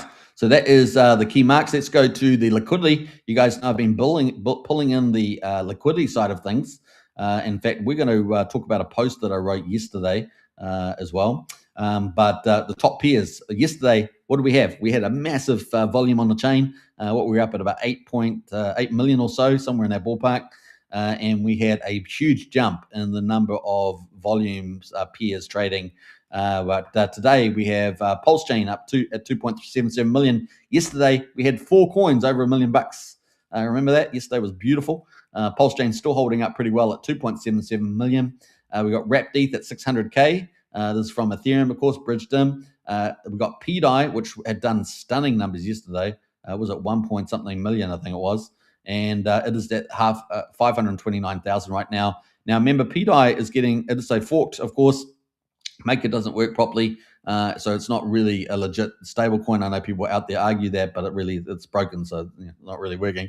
But so PDI to $1 is a separate narrative. Lots of tokens can hit $1, right? Holding $1 is another thing, but this doesn't actually have the Maker mechanism for it, right? But what it does have, it has a big community. It has a lot of passionate influencers that cover it, and it also has a lot of DeFi projects covering it, not only tax tokens, but also printer tokens, all operating, supporting the old PDI. And we've talked about many of those. Hedgie, WebChefs, World's Greatest PDI Printer, I think Ethos, PMint. There's many others out there that also support the PDI there and help with volume there connected into it. We know PDI and PCock are kind of 2 key tokens that have a lot of other projects paired up to it, and it's strengthens the whole ecosystem there. So Hex at the moment is sitting, there's PHEX sitting at 471K, ProofX at the moment 290K, PulseX at 263K, PCock sitting at 136K, had a good day in the office day, up 10%. We'll talk about that in a minute. Incentive token 110K. So we've got 8 coins over at 100K at the moment performing. And remember, yesterday we had 12 and we had 4 that were over $1 million. So just that volume is really key. That volume is really key. All right, so that's a bit of a summary there. I'm going to break down the Pulse chain. Let's quickly look at the Pulse chain chart. Now, you guys know I've added a few extra things to showcase the Pulse chain, but we'd been in 11 weeks of battle, but we'd been under pressure the last 2 weeks. We knew that we were on life support. We definitely got pushed down today. So we've gone down to a low of a new all-time low of 506657. We're now at 506738. So we're up slightly from that, but certainly on the weekly, we have been pushed down below that 7. Are we going to, is it going to stop there, or does this indicate that we are going down again? Now, as we know in the RSI, we can see the RSI there telling us whether we're oversold. Has been skimming along the bottom of that range. So we're not below 30, but just above it. We only had one moment below it on the 23rd of February, but we've been sitting at about 31 and a half. And so where are we going to hold this? Well, we're still not through the woods yet. I think we've still got another week, perhaps, of volatility that we may experience with the SpaceX and Bitcoin and everything else. That's going to be pretty important. But we have been pretty resilient. So we'll see where we go from here. I don't know. It feels like a bit of maybe a 60-40, 60% down, 40% up. Whereas before this week, I would have said, we're probably 60-40 to the upside, right? Maybe even stronger. But certainly last week, it was definitely live support. So question mark here, 6742. Are we going to go down to something like 500? One more leg down before we decide to move up. But certainly Pulse chain there has been pretty resilient. So we'll keep a lookout for that. Right now, where do we need to get to? Well, I think we need to get back up to 1200 and then push through to 1700 to break the mega downtrend, right? That mega downtrend. So more work to be done, but we're not out of the woods yet. We're not out of the woods yet, as you can see in the chart today on the weekly. Now let's get rid of the overlay and let's go to the daily and let's look at that. So you can see we only got pushed down yesterday. So we're going to need a really strong move back to the upside. Now, fortunately for Pulse Chain, we have LibertySwap doing some great things. So it's not like we don't have cool things coming, but maybe we're still not quite out of the woods technically on the charts. Maybe we've still got a little bit of work to do, but I really hope we do hold on to this level, get back to 7,000 and stay in that range. Even if we're oscillating around 7,000, we're certainly on the bottom end of that, made a new all-time low. So a little bit of question mark there, 60-40, 40% in favor on the upside for me at the moment. And if we do break down, obviously below 65, then yeah, we could definitely go down to 55 or something like that. So we'll see. Now the question is, do we stay down there long? If we do go down, and do we stay in a new zone down there? Do we have a wick down and then back up, or do back to the 7,000 mark, or do we go to a new lower zone, which would be pretty depressing for the market, but it would make Pulse Chain super cheap. And liquidity is already pretty thin, right? Pretty thin. Now, do we get a market maker coming into play to help us with this? Stay tuned. Well, I guess we'll have to just watch what happens there. It's always hard to call market makers, but certainly the chart on the RSI point of view is very friendly for that on the weekly, as you guys can see. And if we put the overlays in there, you can see how that all matches in. But this structure is definitely different from the past. We've shown that many times in the period there. I'm not going to go through all that. And so the hopium is there. But if we break down, that's another leg down, right? So, man, Pulse is going to be super cheap by then if it does that, if it goes to 55 or something. All right, it's new territory. We're in price discovery, and price discovery is only as good as the buy and sellers, right? So the net buying is key there. We're at 67.37 at the moment. All right, let's jump into the Pulse Chain market. So, yeah, we big volume yesterday. Was it like 8 million or so? We're back down at 4.2, which is better than what we normally have. Normally we're down at like 3.3. So maybe we just got a bit of a residual from the previous day. But we're at 4.2 million, and we've got a bit of volume driven by PCock, right? The PCock doing pretty well there.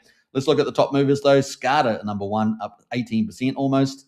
That's had some modest volume. Remember, most projects on Pulse Chain are retail. We just showed earlier that we've got 8 or 9 peers over 100,000 trading volume. So most projects under 100,000 are really retail plays.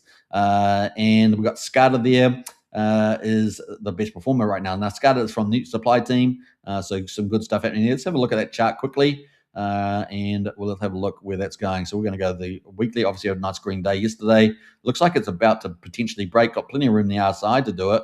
So keep a look out for that, and that is the chart. So kind of looks like it's at a nice move up there, and plenty of room in the RSI there on the weekly. So SCADA doing pretty well. For Investor, the grandparent of OG WebChef, it's up 30% at number 2. And obviously, we've been talking about OG WebChef stuff, particularly PDI printer, which has been doing pretty damn well, pretty amazing, really. And that's at $1.15 right now on the for Investor, getting a bit of love, possibly. Let's look at the pulse ratio, reflecting that value. And of course, that's the chart on the weekly. It's back up at 170,000 pulse per Investor right now. Kind of looking positive, isn't it? Kind of looking positive. Still quite a low volume, but keep a lookout for that. That's the grandparent. Then we get into PCock. So it's been a while since PCock's been the top performers, but the news is huge today, right? News is huge. We're going to talk about that. They're doing a lot of things. They've got a lot of stuff. They're building out a massive DeFi ecosystem with the best of everything in the market. So it's pretty clear, and they're going to be hooking in top DeFi all day long. I think they said they're only at 1/10 of what they're considering building into the ecosystem. So PCock, they're going to be an absolute juggernaut powerhouse on Pulse Chain, but not just Pulse Chain. I think it's going to be a powerhouse multi-chain solution that a lot of people are going to be talking about, and that's going to be interesting to see that play out. All right, so PCock there is up almost 12% today, and that's pretty exciting. We've got 4 pairs up there. We've got the 2 big pairs, the 2 main pairs and 2 secondary pairs there. So kind of cool. 4 pairs on the move right now, and that is up 12. Now it's almost back at a penny. That's kind of the key bit. So we're almost back at a penny. We'll be watching that, do its recovery. Now let's have a quick look at the chart. I guess we'll go to the biggest pair and have a look at the volume. And look at, interesting enough, so this is my little chart here. PCock, of course, is what I call the Kraken on Pulse Chain. It is arguably the biggest, most dynamic blue chip on Pulse Chain. And we're expecting it to be, maybe Kraken's too small a word. Maybe by the end of the year, it's going to be, I don't know, a continent, I don't know what you might call it. It's going to be ginormous potentially. Now, we've obviously had the ZK wallet launch. That is evolving and just getting better and better. Mobile versions coming soon. And then there's going to be an airdrop coming too, right? So PCock could get under a lot of demand. And they're building out a lot of DeFi. Most of that DeFi, not all of it, most of the DeFi is going to be buying PCock and burning it, or buying PCock into a treasury. And of course, they use a lot of that for liquidity pools and other things as well, not just on Pulse Chain, but bridging it over other chains, etc. So these guys are very much on top of capital management, and they like to optimize. They're very good at that. So anyway, we're coming back to this triangle, which has got bigger. Triangle definitely got bigger. And we've got the bouncing off the bottom of this triangle right now. So this triangle seems to be holding up a bit better. And yeah, let's see whether we're going to go to the top of this range. I mean, it could be 1.6 cents or beyond and break through that, because in June and July, so that's up to July here. Let me just do into July. Let's go to there. So that's about into July. So in this period, they're launching multiple DeFi, like hot DeFi, the best of the breed DeFi, and we're going to talk about that now. So let's do that. All right, so they announced Liberty HyperMarket is launching ahead of the World Cup. So the World Cup's coming up in the next few days, 12th, I think it is, and going to be lasting for a week and a half or something. So users will be able to place bets on virtually anything, including World Cup outcomes. Liquidity and technology are powered by Hyperliquid X. So Hyperliquid X, they have 404,000 followers, and these guys are clever. Guess what they've done? The Liberty protocol will earn fees through the Builder program as well. Woohoo! This is what we want to see, guys. We want to see a team like LibertySwap. Maybe there's other teams on Pulse Chain. A few of them possibly can do this sort of things.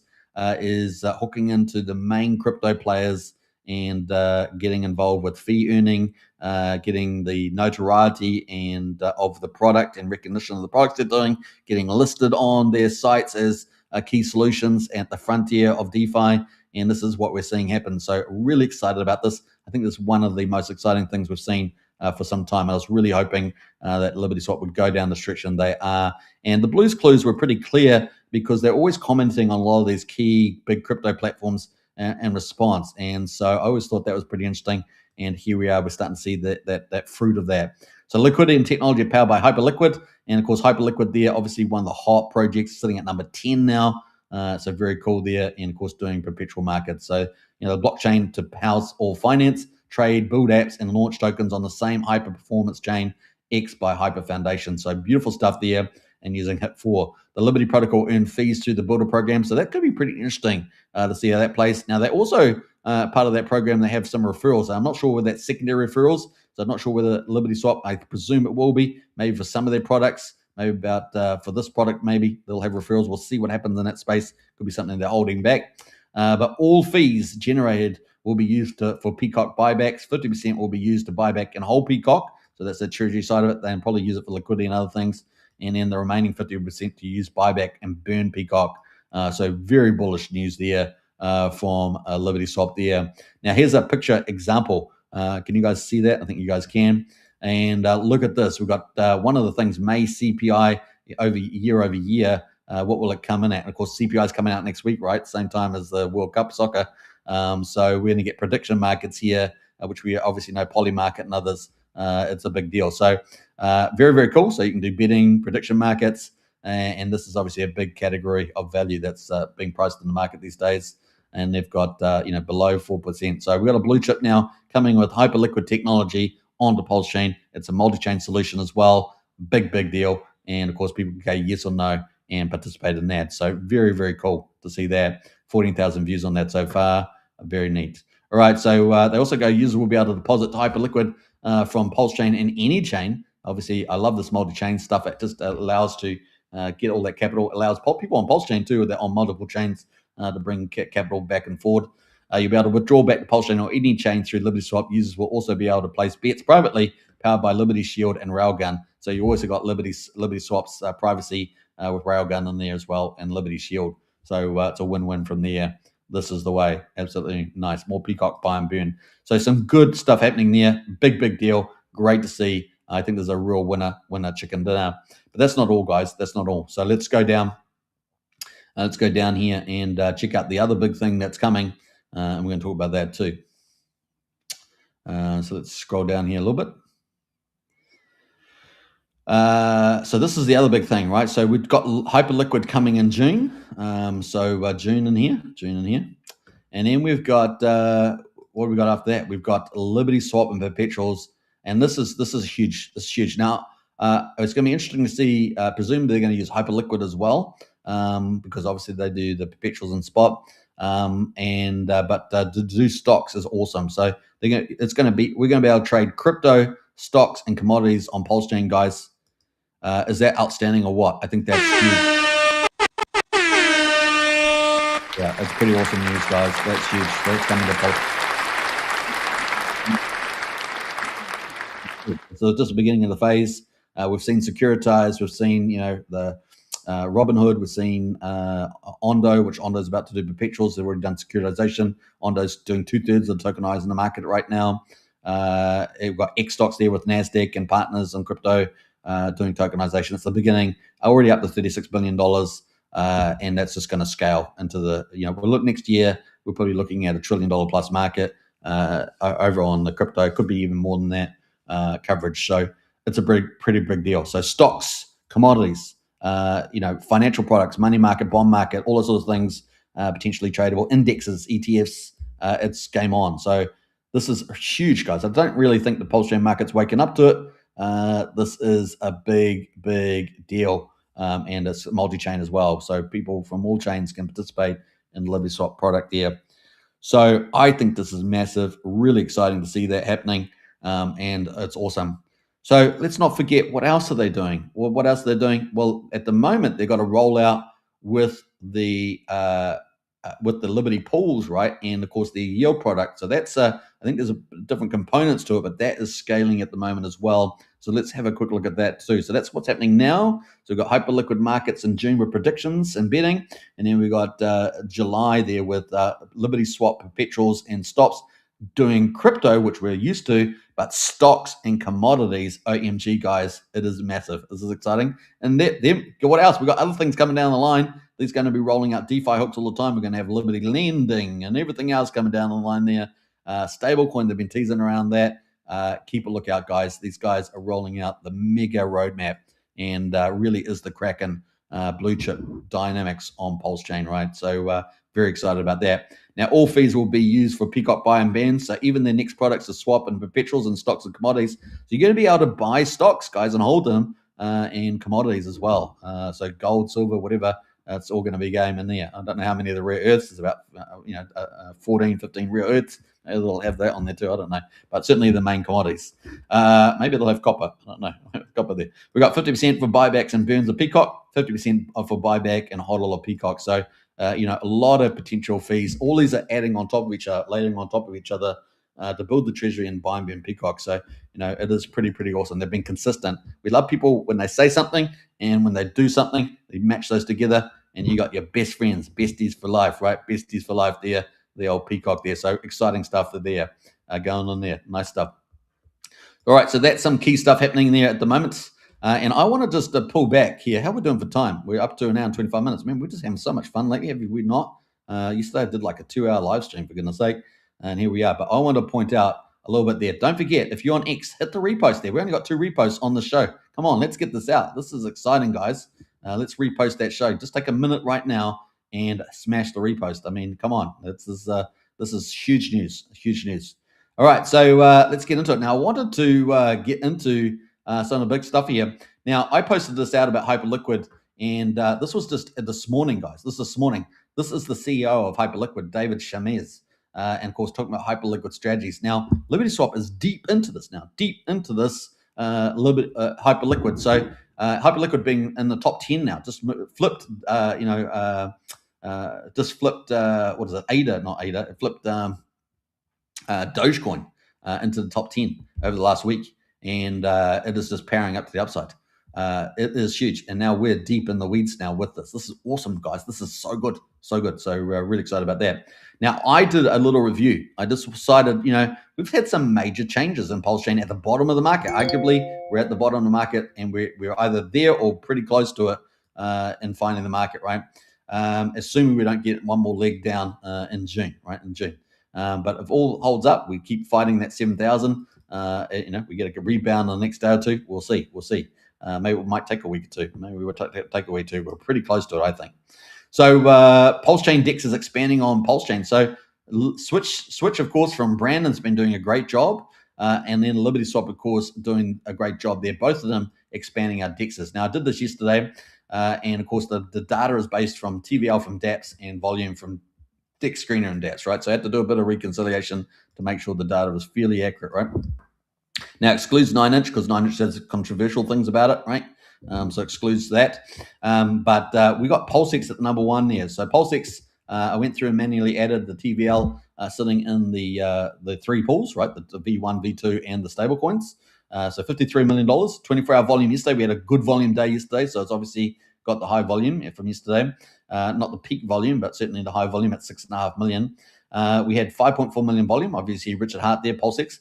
9mm, our second biggest DEX, 3.16 million TVL, and with 24-hour volume of about 750,000 based on DEX Screener, right? So that was pretty awesome. The PHUX balancer, which we don't often talk about with DEX Screener because it doesn't include it, but TVL is still sitting at about 1.2 million, and the volume is still about 110K yesterday. So that's still adding on, a decent 100K to volume that we don't normally talk about because it's not showing in DEX Screener. Then, of course, we've had the new entrants, guys, which I think has been exciting. Switch X5, right? So PulseX is V2 technology, so you have to 50-50 of the liquidity per pair when you provide liquidity. 90mm is a V3, so you can do either one or all sorts of price ranges, concentrated, etc. And then we've got V4, right? We've got the balancer fork. Now, balancer forks are particularly good mathematically for stablecoins with the ratio, right? And of course, we saw some quasi thing done with stablecoins between 3 peers on PulseX from Richard Hart. Was one of his chess moves. Balancer, of course, has that very efficient, more efficient than V2 in terms of the price difference between stablecoins. So it makes it much more closer than the slippage you might get with a V2. Sorry. So we had $1.2 million in that, and of course $110,000 yesterday. Now, Switch X5, the new entrance from Brandon. Brandon's done a great job with this. Now, the only thing about it is the lock period, and I understand what he's trying to do with it. But because he's trying to balance out the inflation at the beginning when you first launch, I get it. But as a user, you may get a bit frustrated by that because you're then kind of forced to be a long-term holder, which may end up being a good thing. But in the short term, you're not going to be able to play your short plays. There's a bit of a trade-off there going up there. And of course, a little bit unexpected with the locking increase, but we're going to talk about that too. But I think overall, I think it's all going to be left in the past, and I think we'll end up being very good protocols because it is amazing regarding automated liquidity management, and he's done an amazing job there. Best in the market for V33. So pretty cool. So we're going to check that out in a minute, but that's got $300,000 in TVL yesterday, and it had $200,000 in volume, which was record volume for SwitchX5. So we're going to keep a lookout for that as it increases volume, arguably, and contributes even more. And I don't know whether it's going to be 3 months or 6 months or 9 months in the first year with the most highest inflation before you get the first halving. Remember, it's 2.5 years to get all the liquidity out, 970 million tokens. A lot of that will be staked and burned and lots of things like that. So we'll see what the final numbers is. When will the bottom price will be? Well, it's got to be sometime this year, right? Arguably, unless the market tanks in the second year.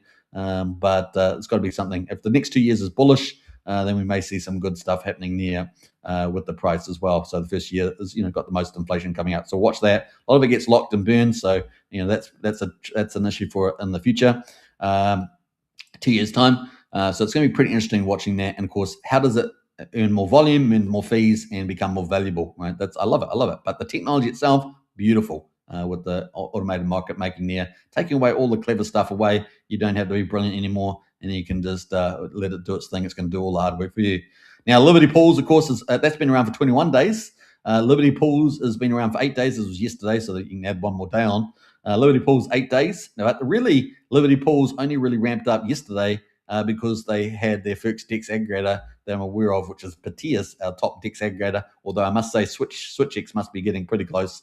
And they ended up having $120,000 in TVL and $25,000 in volume. And never just started. I was actually impressed with the jump up from 8 days ago, where they had one main pool, the PCock pool, and of course now OG WebChef with PDI printers all in there, and it's really, really exciting what that's done. So that's very exciting. So total TVL yesterday it was 57.8 million.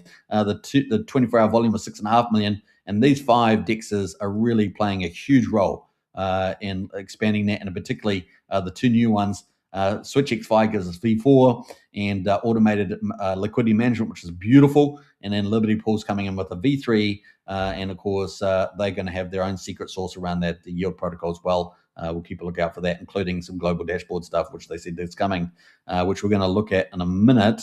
Hopefully we got the post here. Now I posted, a bit of evidence around these protocols. That's SwitchX, that is LibertyX Pools, which is still evolving, and as long as both of those still evolving. And then of course we've got PulseX, our main DEX from Richard R, and then of course 9mm, which has been ticking away, giving most of their profits back to the holders of 9mm, and that's been performing very well. In fact, already moved, relatively speaking, before PulseChain's even found the bottom. And they've already been moving up in price, for the last month or two. So pretty solid, maybe 2 months. Been pretty good. Hey, we got Craig in house. Afternoon all. Hey, great to see Craig. Man, we're having a good time. Yesterday we had a 2-hour show. Today we're having a great time because there's so much good news. Even though the market's down, the fundamentals are so damn good, and it's exciting what this will do for the chain. So I'm very, very excited about that. Now, I did want to go back. I think I had 1 or 2 things I want to talk about here. We're going to get it all out of the way, so kind of cool. Now, I asked them, I said, hey, look, can you please add a global or totals for TVL and volume on V3 pool for Liberty Pool site? Remember, it's only early days still. Really, yesterday, I know it launched 8 days ago. Really, yesterday was the first day because they had DEX aggregator. Now, DEX aggregator means that people are doing swaps on top DEX aggregators like Petius or Switch. A lot of volume routes through the best DEXs, right? So they get basically Liberty Pool will get free demand, basically, and that will add more value, more fees, and to the protocol and attract more capital, arguably, right? So that's the old idea. And then they responded, said, absolutely, we're working on this dashboard. This reflects older data. Our TVL is high right now. So just taking note of that. I had the TVL, as I said yesterday, what I said, 120,000, yeah, something like that. It's 88 back on this old snapshot here. But you can see PulseChain V3, and they've got some cool stuff. They've got TVL, they've got volume, they've got fees. This is not published yet, so this is coming. TVL fees there. They got protocol fees, they got transactions, they got the fee volume. Remember, V3, you can set a fee. So the liquidity provider who sets up the pool sets the fee up to 1%. You can do lower. And of course, 80% that goes back to the liquidity owner or the people that are providing the volume, and then 20% goes to buyback and BMNP, or 10% buyback PCock, 10% goes to buy and put in the PCock treasury. So you can see all these products are adding on to each other. Liberty Pool, Liberty Hyper, all coming with the prediction markets, and of course spot and perpetuals coming up with commodities. All that is coming in to support the PCock treasury and PCock buy and burn. Pretty cool. Now you can see the volume trend in there. They got the fee split, which you've got the protocol, which is the LibertySwap PCock thing, and then you got the mega volumes down here. Total volume, total fees, 24-hour volume fees percentage. That'll be the average weighted, I guess. And then we've got total transactions, total fees, volume, etc., and transaction counts. So really cool having those global / total totals there, and you can do it by time, right? 24 hours, 48 hours, 30 days, all time, which is great. I'm so glad they got all time. Sometimes people don't put all time on; they just do 30 days or something. Like, what? I want all time too. That's kind of the main thing. How successful has this been, or how well is it going? So I think that's huge. So nice stuff there. They said trading on V3 will be so good, one step at a time. We're getting there. So obviously there's different components to this. They are scrolling up. They're rolling up there. Only getting better from here. We're moving a large chunk of LP here too to boost buybacks and burns of PCock. So they're going to move obviously a lot of capital that they control. They control more than just PCock. They obviously been buying bolts and ETH and things like that. Their multi-chain solution. So we're expecting they're going to be moving more LP into that as well. And exciting stuff. So keep a lookout for that. I think it's going to be pretty cool. So I think that's some of the highlights there. But what a mega stuff here. LibertySwap starting to roll out, and they give us very clear targets of where they want to launch. And I like this month-to-month thing because it's not only is it a beautiful roadmap, but it means that they got the time to get the coding over the line, get the checks and balances, and all that stuff in play. So I think that's very exciting there for the chain. Very cool. So we've obviously had just a few things around Richard Hart posted. Let's see here. What else there? They got a cool question about the burn address, have they? Which burn address should we send PCock to so that DEX Screener, CoinGecko, and CoinMarket automatically detect supply change? 369 is not updated automatically by the services. Let's 100% at this stage of the bear market to support PCock. And let's burn 100% there. Yeah, absolutely. So they've got a couple of different addresses, the dead address and the 00 address there. I think there's at least 4 ways of burning tokens from memory. Those are the other alternatives, I think. But only was only one or two different. Is there only one? I can't remember which one it is, but takes it off the total supply. I'm sure devs will respond to them for that. Burn it all. DDRS has worked with DEX Screener in the past. Got it. Thanks you, brother. So that's from PewSwap. So yeah, that dead address might be the one. Yeah, the dead there. I feel like this is more commonly used for ETH days. But arguably it's got to take it off the total supply, off the contract, right? I mean, you got to Ether scan or Pulse scan. That's kind of the play.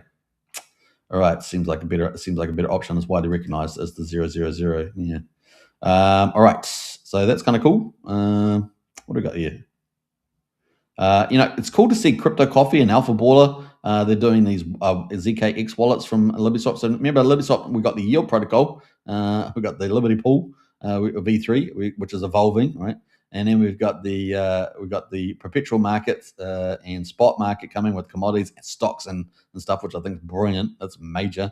And then we've got the prediction markets as well. So these guys are onto it, and we know there's other things coming down the line. We've got Marketplace, we've got Liberty Lend, we've got the airdrop, we've got lots of things happening. Meme coins. This is going to be truly a glorious year for the old LibertySwap. And you're wondering why they're so bullish. Well, because they're building out a long roadmap, right? And they're working a lot of different tools, and it's exciting to see, right? So keep a lookout for that. It really is the Kraken on Pulse Chain, and we'll see how that all goes. So kind of cool. All right, let's see what else. Is there anything else before we wrap this up on LibertySwap? Like I say, Hyperlane, HyperMarket, June for predictions and betting, spots and perpetuals coming July. So good, so good. All right, yeah, and that was this video just came out a few hours ago, by the way, from the LibertySwap. Sorry, from the Hyperliquid CEO. So that was pretty cool. I think that's it. Is that it? Is that what we're up to? I think we are. Let's see. I think that's kind of the key stuff there. What did I put in there? Yeah, that was that preview that we had for the Hyperliquids. Seeing if we've got anything else going on here. V3 is doing well, fully organic. And I just summarized all that, so it's kind of cool. So Awesome stuff happening with LibertySwap. Now, it looks like there's a post here from Richard Hart, just came out 3 hours ago.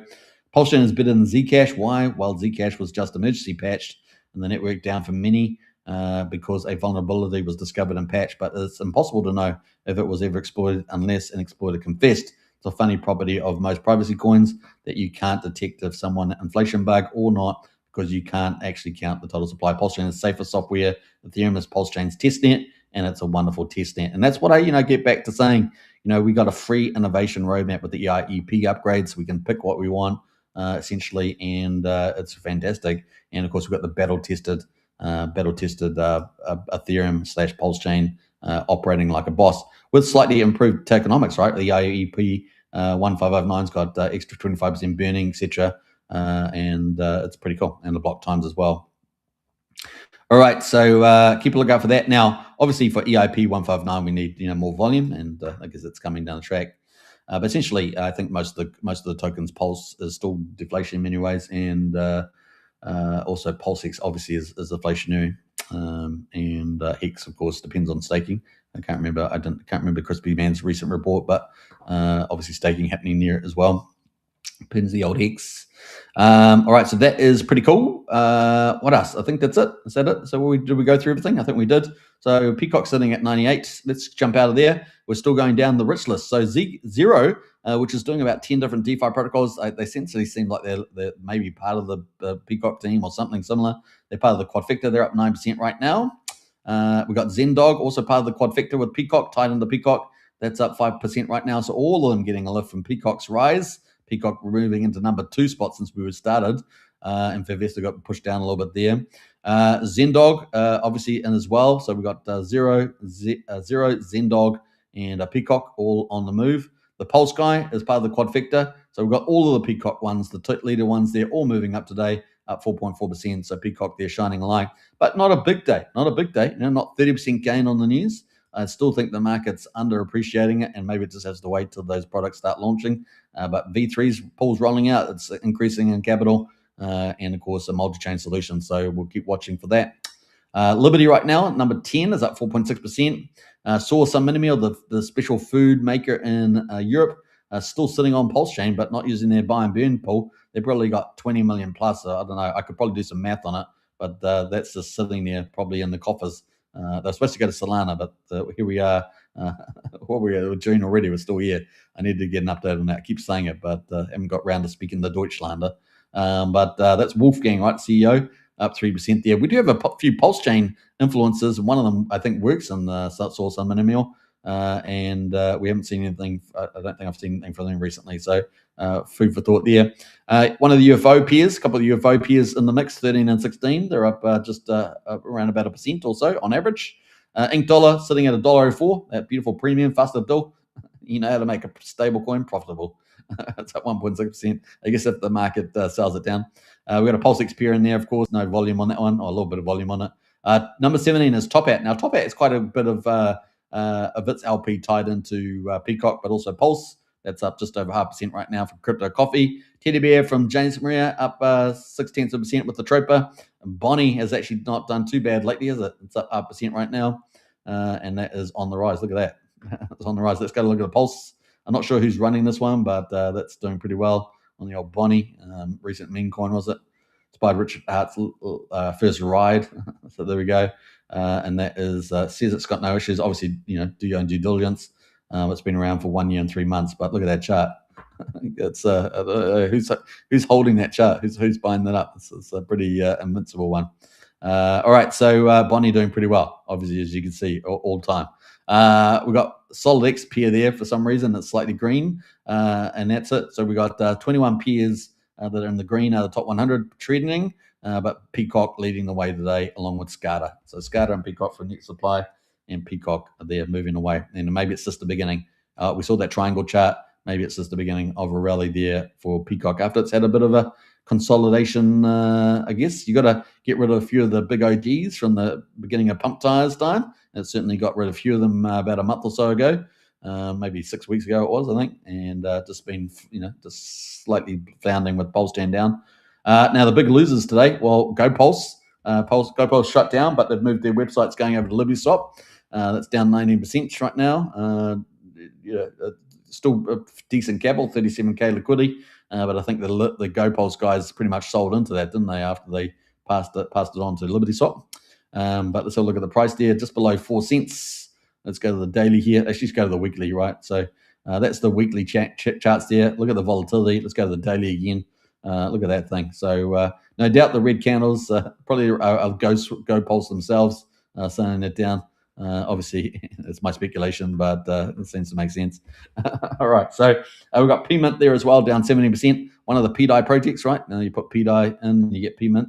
That's down 70%, so that's just below 8 cents, but certainly adds volume, 11k on this pair, but still holding up. It's obviously rolling down, but still holding there at just under 8 cents there for the old PMint. Ethos there. Ethos, of course, is also a recent DeFi one, Cabal King. And that is doing PDI too. So both PDI projects down, sitting at 10 cents right now. Pulse ratio, so look at that. That is down just below 15. So that's rolled over a bit here, but still ticking away. Volume at 2.5. Volume's key, right? If you're in a reflection token that's supporting, giving you PDI, I think that's pretty much how this works, right? What do we got there? We've got the Intel, 5% buy and sell tax. Then you want the volume, right? And I always say you got to kind of have a minimum of 2,500 on these retail plays, and it seems to be ticking over much more than that, 6k. Yesterday was on the low side, 2.5, but that's kind of the minimum that you want. You want it to be ticking over at least a couple $1,000 so that you're earning that yield. We say that, but that is it, and that's from Cabal King, and I think technology is supplied by Nexion. I think that's the one. Or Kara, so I get myself confused these days. But True Farm, down 11.6% from True Farm, sitting at 33 cents, one of our top 2 farms. I did a bit of a post on that yesterday, and you can see that here down there somewhere. Let's see, where did I put that? Now, this is the first post that I'm doing on farming DeFi, but I will be doing, I don't know where it's gone, it's disappeared. Where did it go? Where'd it go? It disappeared. Anyway, I did do a post, I promise you. I don't know where it is, but I did one. Anyway, so I'll hope to find that. But I did a post on the farming. Now, that's the first one, but I'm going to do a lot of changes for next week's one. So if you're a farm or DeFi out there, you want to get into that midweek post. This is the secondary one, complementing the monster thread, which has the news and then, of course, honorable mentions, and then, of course, top popular DeFis. Then that's going to be in place. So look forward to that. And I'm going to be rapidly expanding that in many different ways. So that's coming out. We just wanted to kick it into gear yesterday, and then we're going to make a lot of change for virality moving forward. So keep a lookout for that. It's going to be a big deal. It's going to complement also the X Spaces run by Neil and Daniel from True DeFi that do the DeFi on Pulse Chain. So we're really going to particularly focus on some of the popular projects and farms and DeFi printers and things like that. So the ones that have kind of been around for a while. So stay tuned for that. It's going to be pretty exciting. All right, so we've got Switch down here as well, sitting now obviously down 11.5% here. Obviously the emissions, that you got that early emission phase, so this chart's not surprising, and that's kind of why the locked has gone from 75 to 95% on the non-switch pairs, and the switch pairs have gone to 50% to 75. It's just about managing the first couple of months of high emission rates. Then, of course, you give high emission rates so that people will put capital in, and then you earn more fees, right? It's a logical thing. It's what you're going to do. Anyone's going to do it, right? And therefore, that's why the Treasury had 15 million burned, and that gives the Treasury control, at least for up to 3 months. So that's kind of the play. It reduces over time every month, but it still has a lot of power. And so that's, once we get past the 3 months, it's going to be pretty interesting. It's going to be a journey. And of course, you want TVL to be high, you want the fees to be high, and if Pulse Chain reverses, then it all go up to the upside. So kind of cool there. Now, 2 of the posts, I think there's a little update here. We're going to have a quick look at that. Well, we're going another 2-hour show. I think we are, guys. I think it's inevitable. It's happening. All right, so let's go to the analytics here. So earning.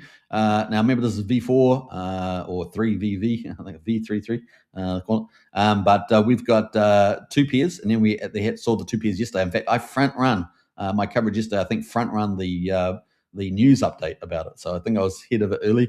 We had Switch Hex and Switch ETH there, and it's got concentrated yield. So you can see these APRs can get pretty high if your liquidity happens to be in the concentrated zone. And because it's automated, it gets reset like every 2 hours or so. And so you can get back into the high earning fees.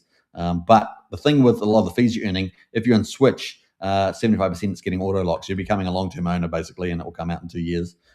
So it pushes all that value discovery in 2 years' time. So there's a bit of a trade-off between short-term, long-term, medium, long-term. But all the non-Switch peers also have the same kind of dynamics. Different farms have different concentrated yields. They've definitely come down quite a bit.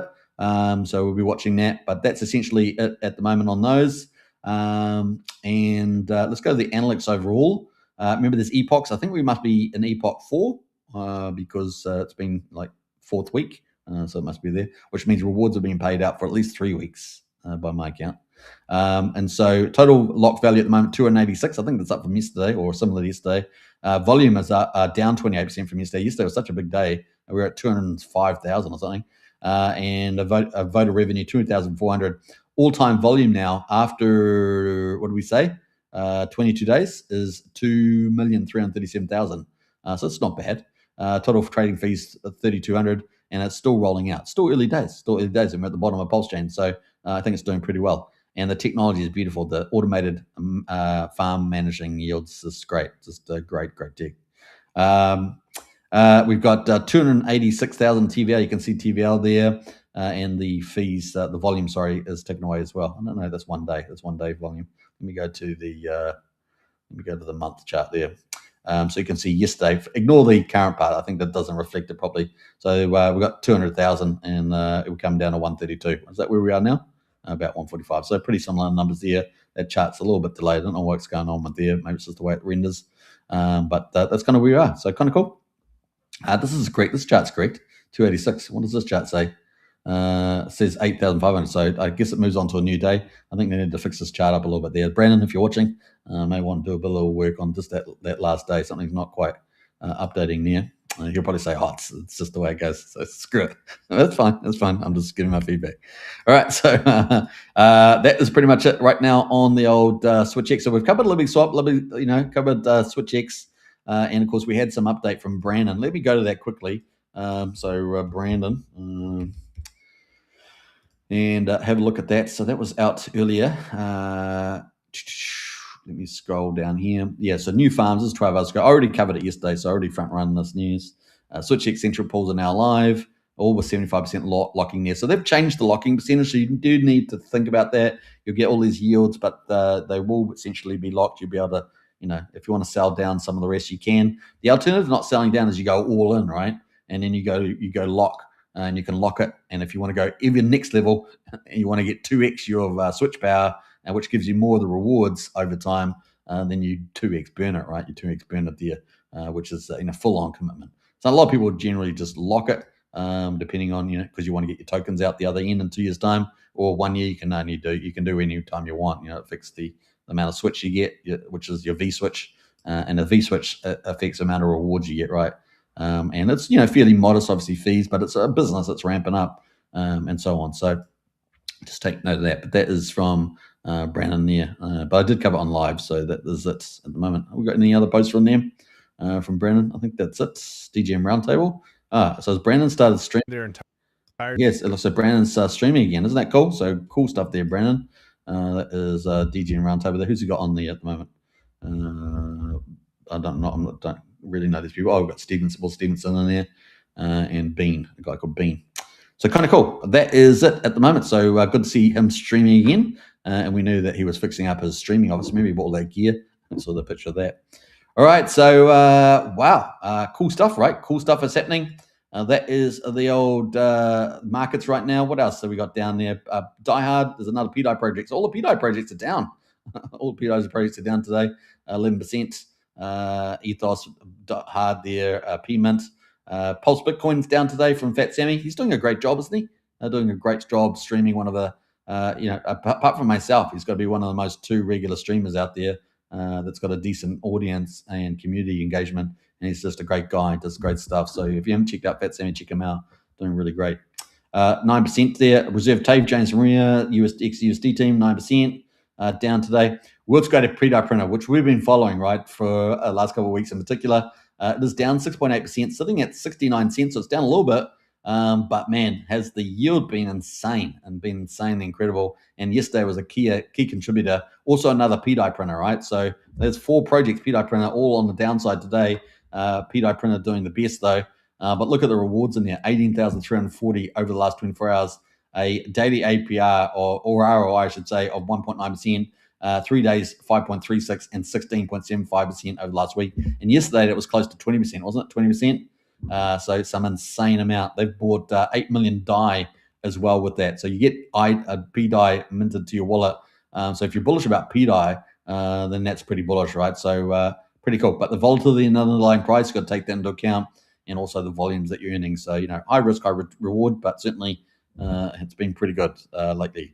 It was very popular last year, if you remember, the OG WebChef projects. There's many of them, and that's ticking away.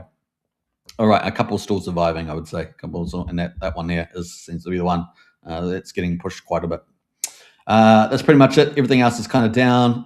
ProveX, so we're going to look at ProveX quickly because obviously that's down a lot, even though the technology is ramping up. Look at that chart. That's the weekly chart. Let's look at the daily chart there. We worked down. The previous low was just a couple of days ago. We got down to 403,000, and that was slightly below the best sacrificer, which is Buckamentals, right? Buckamentals essentially got a free bag, so he's hyper bullish about this, and he's been posting about his excitement. Everyone's going to be excited with a free bag. Now, he did have to do a bit of work for it. They had to do the sacrifice setup, and it's not completely free. But they're 4035. But a great ROI, right? Great ROI, many X's.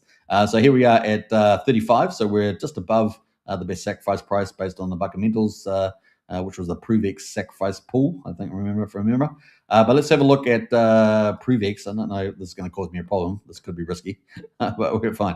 All right, trust is dead. Long live ProveX. Obviously, you can launch the app there and so forth. So I think this is the actual official site. But ticking away there. 3,500. That's a chart there. Obviously, lots of potential applications. How ProveX works: seller locks crypto, buyer generates a proof with the ZK technology, zero knowledge proof technology. Smart contract releases it. So that's the basic idea. So you can check that out. Richard Hart explains ProveX. You can't beat that. The exchange killer, of course, is one of the main interventions there. Crypto is invented to remove middleman. Obviously, this is a long-time ethos of Richard Hart. Yet centralized exchanges have become the biggest middlemen of them all. Well, they're getting more powerful, right? Because they're partnering with TradeFi as major on-ramps. And if the Clarity X goes through, Coinbase and Robinhood, king of the hills, right? Along with maybe Binance USA. So sell provides proof, buyer approves, and math settles it. That's it. Really an idea of setting it out there. And you can see some of the interface there, authority check, payment data, ZK proof there. Kind of cool. Now, we've seen a few updates here, apparently around ID, digital ID, and other upgrades. So it looks like the devs are on the move with the old ProveX, and we know it's got to obviously get adoption as well. Currently in beta, right? But that is the front end, the buy sell stats, and maybe I'll probably call up this. Now, the big thing, of course, is that it's got these currencies coming into it, right? So obviously fiat currency, and of course platforms like Cash App, Venmo, and we see, what do we see? We see LibertySwap moving into that space as well, and obviously we've seen Ramp now as one of our major bridges, also doing gateways to multiple countries around the world. So that's kind of key too. All right, so there we go. That is where we are right now. I don't know what the stats is, but the stats in the play. It's got apparently $800 in here. Yeah, so I haven't been spending much time on this. Probably my bad, but I'll try and do a bit more of that in the future. So let me do a deep dive back into ProveX before I do some coverage. so I'm not talking diddly what's. All right, so exciting times. Now, one thing I haven't talked about, which is, so that's pretty much it. Those are the markets down right now. So, not a great day for the rest of these, PDI in particular and a few other projects, but a great day for PCock, and maybe the beginning of glory is coming as the Kraken rolls out. So, maybe take a little while for the market to catch up to their DeFi rollouts. Now, the one thing I was going to say was, Richard Hart is working. He's been pretty social, so we were feeling good there. Obviously, we were talking about top teams. Internet Money still building out, expanding their wallet. 190 something countries, 40 chains. Time token, you get a share of the DEX value on there. We don't talk much about the swapping there. Doesn't show up on deck screen, of course. You have to go to the Internet Money Wallet site. KG's out there and about. Recently got on Change Now video and stuff like that. So we've got lots of good things happening. We've obviously got something like a dozen new influencers out there with big followings in the play. We've got top tier DeFi rolling out. Really, the best of the best is rolling out with LibertySwap and a few other projects. We're looking forward to a lot of Stu's projects with Tetra, Web3 kind of technologies, interacting with smart contracts, making it really easy to use, democratizing it, but like AI democratizes knowledge. You basically got a PhD at your beck and call. And then, we've got Signum Oracle coming out from Stu, many other cool things like that over the next 6 weeks. I think there's 6 protocols rolling out there. We'll probably cover that again. And then we've got, Faster Dual coming out with his multi-chain liquidity fork, which, as I understand, is the first of its kind. And that's obviously ProveX VPulse from Vouch, going to be early supported tokens in there, including probably Ink Dollar or Ink Printer and something like that. So keep a lookout for that. We're waiting for that to launch. That's in public testnet, but I think he's probably waiting for market timing, as a lot of devs probably are. And then we're getting a lot of innovation in the farm space from Kairos and the True Farm team. We're getting a managed approach from True Farm with their 2x Pulse miner. I really like that. Pulse Chain needs kind of a managed fund approach with the SRE fund. And then we're getting, really cool DeFi launches for Cabal King, Nexian, and Kairos lately, doing key Richard Art tokens. So you got the nice hedge there with the Pulse, ProveX, and Hex. So once all that turns around, we find the bottom moves up. That would be fantastic there as well. So lots of cool activities happening on the chain. Now, we've also got the DEXs, which I've just been talking about, the switch pool, SwitchX Fine, and that's tied into the DEX aggregators are now connecting up. So we've got this beautiful marriage between the DEX aggregators like Switch and Batias, marrying into all the DEXs, whether it's PulseX 9mm, SwitchX 9-inch, whatever it's going to be. And of course, Liberty Pools as well, which has jumped on the screen there. So you can kind of see we're kind of evolving a really good ecosystem, and at the right time in the market cycle for Pulse Chain and crypto. Maybe June's going to be a bit rough, and then we fly out through the other side. That's looking very, very probable for me. And so good stuff happening. Hope you guys enjoyed the show. I enjoyed talking about it. And man, we went through everything, didn't we? Stock market, economic news, the crypto majors. We do it every day, as long as okay, we're here. Then we're here, and of course, great stuff happening. Don't forget to repost the show on X. It really makes a big deal. Let's magnify the audience because, hey, look, I'm the largest Pulse Chain influencer doing daily coverage, comprehensive coverage of Pulse Chain, and also obviously covering the big major crypto themes as well. So everyone's getting if you're new to crypto, getting a great education. If you're in crypto, then obviously you know a lot of the stuff, but maybe you're learning a few things too. And of course, secondly, we're doing the major publications on Pulse Chain, the monster thread every week. Hitting tens of thousands of people every week, for 56 weeks now, 57 coming up on Monday. Great, highlighting many great projects that are on Pulse Chain, as well as starting up this new DeFi farming thread on Thursdays for the midweek. So we're getting full week coverage. That will be built up. We'll build that up every week, and that's just going to get bigger and bigger and bigger. So you get out there, support, folks. We're doing the streaming. We're doing the publications. We're covering the news. We're covering the people, which is the most important thing. Obviously, people number one. And it's exciting times. So I hope you guys enjoyed it. Let's get out there. Let's win. Let's win. Always be a winner. Never be a loser. Always be a cup half full. Never be a cup half empty. That's a rule in life, let alone crypto. Encourage you go from strength to strength. Have diversification in your portfolio. Very important. And pick off the good stuff, right? The good stuff there. Keep away. If you don't have the emotional stability for risky stuff, keep away from the risky stuff. That's pretty much it. And if you are going to do extremely risky stuff, maybe 5% of your portfolio, but make sure you're in the main stuff, the stuff that's most probable to win, right? And that will help you a long way. Obviously, do your own due diligence, not financial advice, all the good stuff. And I'll catch you again tomorrow. Onwards and upwards, eh? And big shout out to SwitchX and a super big shout out to LibertySwap. What a roadmap they are rolling out. Pulse Chain, the glory is coming, and it is exciting times. All right, take care, everybody, and bye for now.